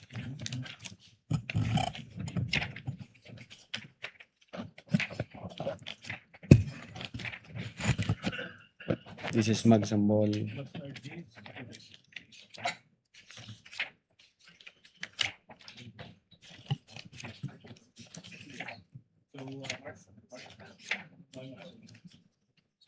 Magsambol. I'll wait for him.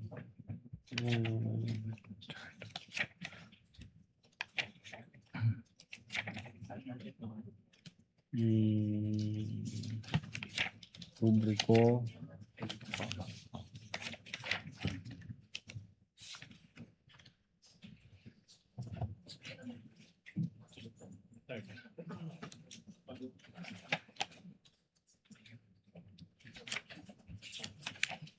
Yeah, I think up to Rubrico, sir.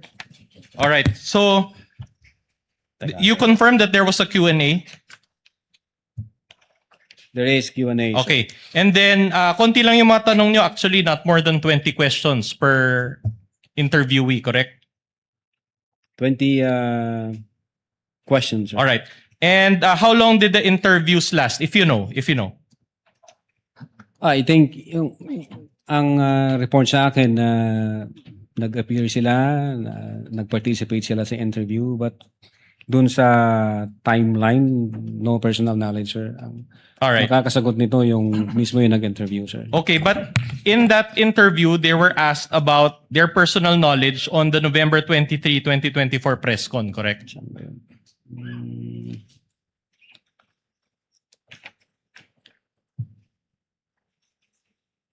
Yeah, the question was where were you on 23 November 2024? Just a yes or no will at do. about 12 a.m. to 1 a.m. Sir. Yes, your answer is yes.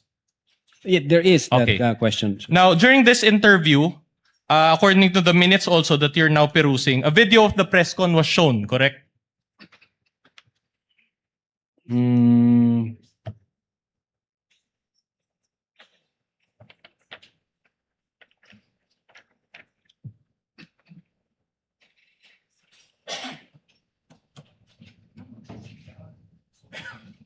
Yes, it says here, is that Zoom meeting the one in the video? Okay. At this juncture, the agent showed the video. Attorney dated Lotop, 23. kindly just answer yes to abbreviate the proceedings Yes, or no. yes, sir. If Okay, you my don't question is this. Did the NBI show the entire video to the interviewee or just portions thereof? Ang makakasagot ho niyan, Your Honor, yung nagkanda you know. po ng interview. If you know. I'm not sure, sir. Didn't you provide instructions to the NBI agents regarding the showing of the video? Well, the instruction is whether or not nandun ba sila nung nangyari yung press conference nung November 23. Yeah, but will you agree with me that for the investigation to be impartial, the NBI should have shown the entire video and not just certain portions thereof? That I cannot answer kung pinakita nila yung buong video. Ang instruction ko, Your Honor, part ng investigation is to ask them kung nag-participate sila o may personal knowledge sila during the online press conference of the November 23, 2024. All right, but let me direct your attention to page 189 also of Annex G9. This pertains to the minutes of the meeting of Kalilong. If we can flash that on the screen and if my co-counsel can confront the witness. It says here, and I want to read, in the top portion it states 1024H and 1057H, December 4, 2024. 2020 here. Meaning, the interview took place on December 4 from 10:24 to 10:57 a.m. Is that correct? Military time. Well, it appears in that document, sir. All right. So in other words, 23 minutes lang yung interview. Based on that document, sir. O hindi nyo talaga mapapakita yung whole video, correct? Based on that document, kung ganyan lang yung timeline niya, yes, Your Honor, hindi. Kasi 2 hours mahigit yung video ni VP Sara, correct? Yes, Ask sir. and answer, Your Honor. Ask and answer. I'm just Then the time's emphasizing over. the time, Your Kaya Honor. nga, objection Move on, eh. Counsel. That's why... Senator Judge Soto is recognized. What is your pleasure, sir? Thank you, Mr. Presiding Officer, Mr. President. To satisfy the curiosity of our group here, we were asking each other, why did you invite these 4 media personalities? Yes, Your Honor, because they were there based on our investigation. They were there in the press con, Yes, sir, they the participated. whole press con. The whole press con, sir. So why do you have to show the entire press con again? Precisely, Your Honor, that's the point. We just want to establish whether sinabi ba to ng Vice Presidente at sinabi nila na yes, yan yung sinabi ng Vice Presidente. Yung point ho yun na may kinontrata siya, may kinausap siyang tao. Kaya yun lang ang pinakita nyo, hindi nyo na pinakita yung buo because they were there Yes. the entire yes, sir. time. Are you sure they were there the entire time? They were there, sir. Okay, thank you. But you cannot have personal knowledge. They may have exited the Zoom meeting, correct? Yeah. You cannot say for yung, certain. Yung nakita ko dun sa video, ang pinakahuling nag-exit, I think 3 yata yun, sir. Yeah. Pero most of the time, nandun ho yung mga media personalities, nagtanong po sila, nag-inquire po sila, at nag-participate po sila doon. All right. At any rate, each participant was asked, and I quote, in paragraph 11 of the affidavit or the minutes, it says here, do you hear the statement of VP? Yes, wag ka mag-alala ma'am sa security ko kasi kinausap na ako, which ends in, and then he said yes, correct? Yeah, base rito, yes. sir. Okay. So sa madaling salita, insofar as the interviews conducted by the NBI, wala nang tanong tungkol sa ibang statement ni VP Sara noong press con, tama? Yeah, base rito sa document. Alright, yan lang ang ito yung tinanong nyo, tanong, sir. tama? Yan lang statement na yan ang tinanong nyo. Base sa document, sir. Didn't you have enough time to ask about other statements made by VP Sara in order to establish context? Your Honor, No, yes or no? If you can, Wait, please. let the witness answer. Your Honor. The presiding officer already directed a more responsive answer. Your Honor, nung November 26 video, No. nakita ho namin na may admission na ginawa, ni-reiterate ng Vice No, Presidente. that's not my question. My question Let the is, witness did you answer, have Your enough Honor. time to ask That is his about... answer. No. Attorney Lotok, the question was, did you show any other video or parts of the video other than this one? Based on the document, sir, ito lang ho yung mga tinanong kung Yan lang ano ang yung tinanong nandoon na sa part ng document. video. Walang ibang part ng video. Based on the document. Based on the document, ito lang po, Your Honor. Okay. All right. In other words, the agents focus only on this one statement by VP Sara, correct? Based on the interview, And sir. the Q&A used a targeted question, correct? Based on the document, sir, based on the interview, we asked them kung nandoon sila o nag-participate sila o kung narinig ba nila yung utterances na yun. All right. The whole video was around 2 hours and 26 minutes. Now, if my math is correct, that is 60 minutes per hour. So 120 minutes plus 26 minutes. So a total of 146 minutes total, more or less. And are you telling this court that the portion shown was just about 1 minute? Ask and answered, Your Honor, please. Asked and answered, The same counsel. topic many times over.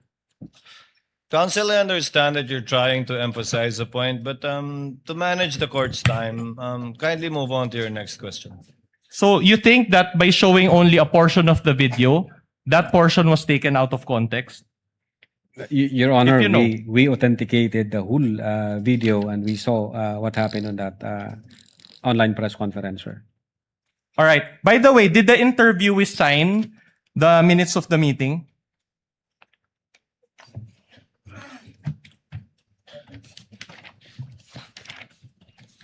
Insofar as the late side in Reyes,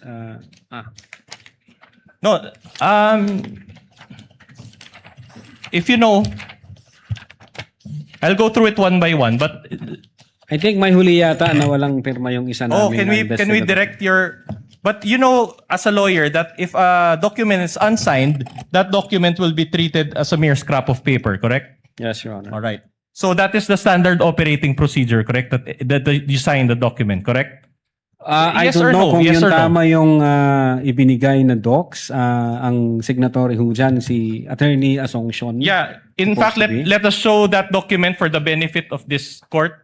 Yan ho yung Yeah, let me kaapat na direct your docs. attention to pages 203 to 207 of Annex G9. This pertains to the minutes of the meeting involving rubric of SMNI. Can we display first the first page? So the interviewer was Ria Vanessa Asuncion. Yes, sir. Hindi pa siya, ayan o. So hindi pa siya sure kung good morning or good afternoon. And what's the relevance, Your Honor? And she conducted the Objection. interview, correct? It first saw that document, sir. Yes. All right, but let's go on to the signature page now. So, in other words, Jason, there appears to be a signature above the name Jason Rubrico. All right.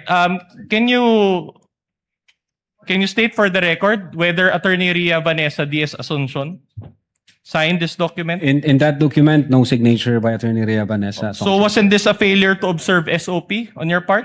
I think we have to ask Attorney Vanessa, baka meron siyang ibang document. But again, you're the supervisor of these minutes of the meeting, and you were the one who attached these documents to your affidavit of investigation. Anyway, I'll Again, move on to a ang new point. nag-prepare ho ng mga docs na yan, I instructed them, the executive officers and the agent on case, to prepare those documents for Department of Justice. My only submission. point is this, Mr. Lotok. We are talking here about filing a case against the Vice President of the Philippines, who is the second highest official of the land, and you used an unsigned document as part of your exhibits. Is that what you're trying to tell the court? You can ask Attorney Ria Vanessa Diaz Asuncion again, sir, kung meron siyang, kung ano nangyari dyan. So far as I am concerned, kompleto ho yung tatlo, 1, 2, 3. Ito ho yung pang-apat. All right. Siguro kailangan kong tanungin si XO kung ano nangyari. All right, so let's go through the affidavits that were executed after the interviews. Okay, pahabol na ito lahat, tama? Kasi this was pursuant to the Feb 5 certification eh. So hinabol nyo ito lahat, tama?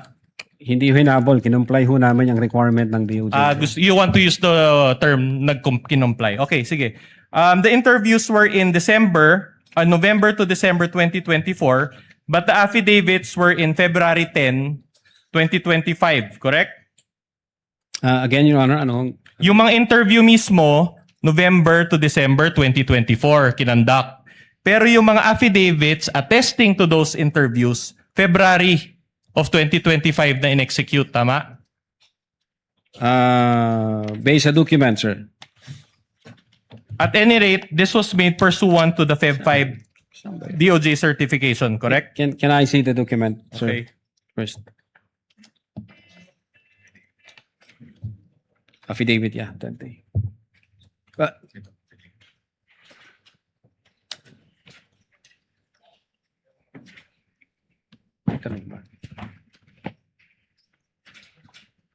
Okay. So in short, hinanapan kayo ng DOJ ng affidavits. That's why you attach additional ones to the revised affidavit of investigation. Is that what happened? Again, the affidavit was not revised. May mga attachment lang ho na ni-require yung Department of Justice, so kinumply ho namin, saka sinabit ho namin. Oh, even your own director referred to it as revised, di ba? So Objection, let's not make an argumentative. issue about that. Exactly. I'm just asking if these were attached to the second judicial affidavit of investigation. So, in other words, the agent who executed these affidavits were John Mark Calilong, Geran, and Asuncion, correct? Yes, sir. And each agent executed their own affidavit, correct? Yes, sir. So, all were based on their personal knowledge, correct? Again, sir, based on their personal knowledge. Okay. So, nothing was supplied to any agent, correct? I don't understand the question, sir. So, nothing was supplied. Ibig sabihin, hindi binigay sa kahit anong agent yung isusulat niya doon sa affidavit. Independent nila ginawa lahat yan. Yung affidavit ng mga Correct. agent? Yes. Yes, sir. Base Alright. doon sa So, kanilang in other words, what you're telling this court is that these are bona fide affidavits and not template affidavits, correct? Bona fide and not what, sir? Template. Yung hindi pinirmahan lang basta.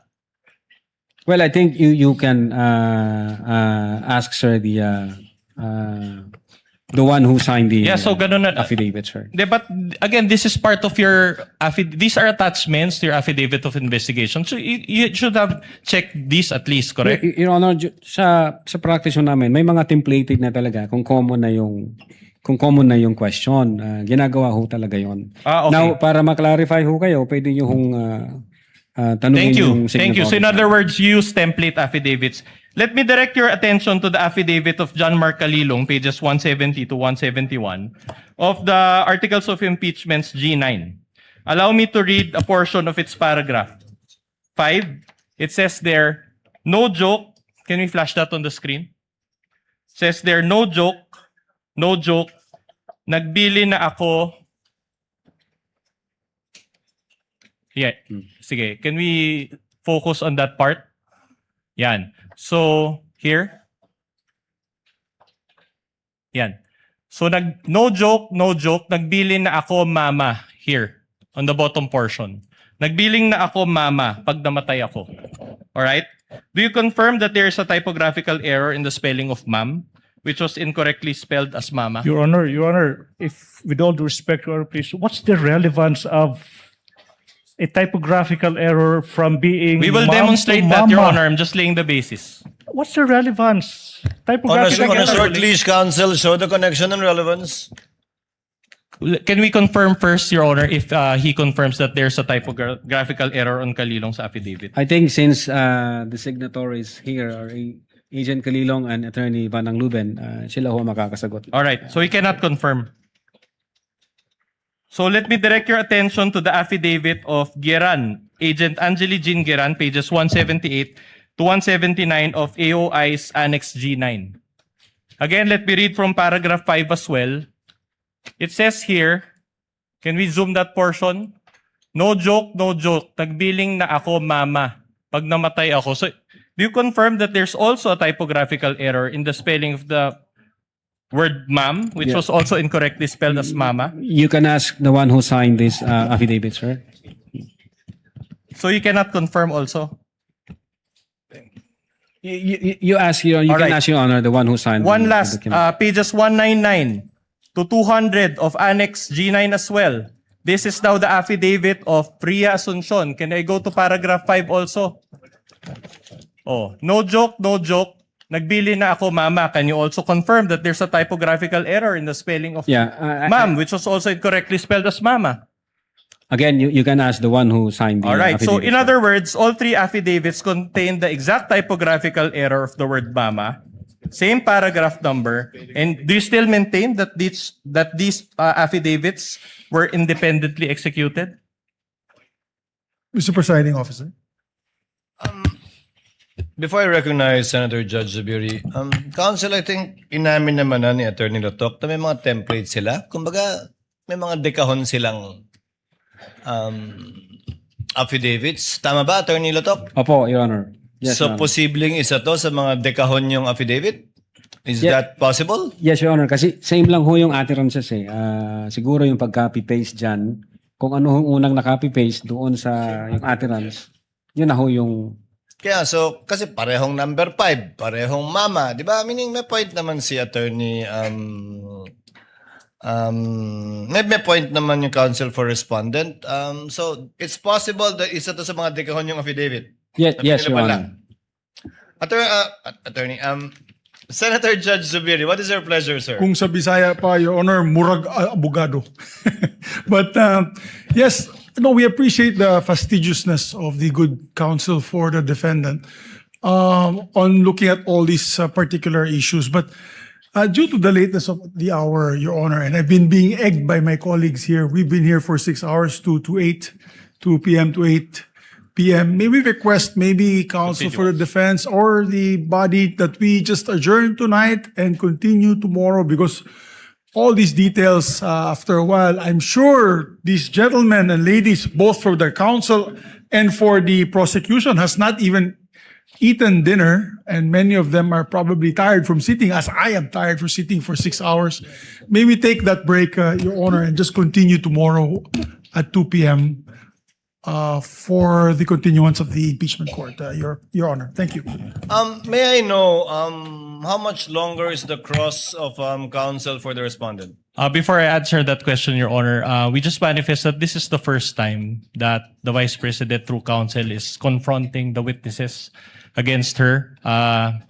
Of course, she did not participate during the House Committee on Justice for the reasons that were already stated in our petition for certiorari. Understood. So, to answer that question, about halfway, Your Honor. We're not cutting short your time to cross-examine counsel. We're just simply inquiring to find out if you can either simply wait for it to finish or continue tomorrow. We're okay with either, Your Honor, but to also indulge Senator Judge Zubiri, we can have a continuance, Your Honor.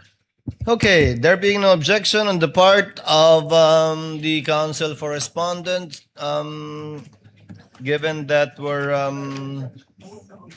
cutting for tonight his cross-examination. One Yes, last administrative Attorney point, Your Go. Honor. Considering the change in schedule because of the continuance, may we inquire of the prosecution if they still intend to We will present... get to that, counsel. All right. We will decide on We will that before submit, we Your Honor. adjourn. So for the meantime, court would like to excuse Attorney Lotok with the reminder that the subpoena for him to attend tomorrow's hearing still stands, and he will continue to testify under the same oath. Thank you, Your Honor. You are excused, Attorney Lotok. Thank you for your time and cooperation, and see you again tomorrow, sir. For some administrative matters, we are in receipt of the memorandum from the counsel for the respondents with respect to the issuance of subpoena for bank records and AMLC records as well as BAR records. Do we have a similar submission from the counsel for the prosecutors? Kindly furnish, clerk report is instructed to furnish all senator judges with a copy of the same, with a reminder that we will be hearing the oral arguments of the parties on these two matters on Wednesday after the presentation of the testimony of the witnesses of the counsel for the prosecution. What is the pleasure of the honorable defensor? We have no other matters to discuss, Your Honor. We will await the final ruling of the court. Chair would like to recognize Senate President Gatchalian. Thank you, Mr. Presiding Officer. Pursuant to our discussion earlier on the subpoena for NBI Director Melvin Matibag, and pursuant to the discussion with Senator Judge Alan Cayetano and myself, and to give ample time to the Senator Judges to study to look at the pieces of evidence as well as to propound their questions, may I propose to let him come to the Senate on Monday. I was looking at the letter from the NBI, and indeed the activity in Bangkok is quite important. It is the regional summit on scam center compounds and transnational organized crime, which will be held on Tuesday. We were also looking at the flights to Bangkok, and there are flights at night, Mr. Presiding Officer. So what we can do is to allow him to come here on Monday and then propound our questions. And if ever we don't finish it, we can request him to come back again after his activity in Bangkok. With the understanding, of course, Senate President Gatchalian, that the testimony of the witness given in direct examination would be meaningless unless he is thoroughly cross-examined by the other party. So should we not finish his testimony on Monday, it shall be continued on the next trial date until the cross-examination, redirect, and if at all, recross shall have been finished by the parties. Subject to that understanding. Is there any objection to the motion of the Senate President to issue the subpoena for the attendance of Director Matibag on Monday, July 20 at 2 o'clock in the afternoon? There being none, same is approved. Now, to clarify, the Honorable Defensor, may I ask, who is your witness for tomorrow? I understand we still have two witnesses online, namely Attorney Lopez and Captain Bello. Is that correct, sir? That's correct, Your Honor. And you will be presenting Attorney Lopez first? Based on our earlier manifestation, we're supposed to present her next after Lotok, Your Honor. After the culmination of the cross, if at all, redirect and recross of Attorney Lotok. Yes, Your Honor. Thank you very much. Any other points that any other senator judge would like to raise? Any other points the parties would like to raise? Counsel for Respondent, given that the Honorable Defensor already said he has nothing further? We are okay with that presentation, Your Honor. There being no other matters to take up, and given the lateness of the hour and as manifested and moved by Senator Judge Zubiri, there being no objection, the trial is hereby adjourned until 2 p.m. of Tuesday, July 14, 2026.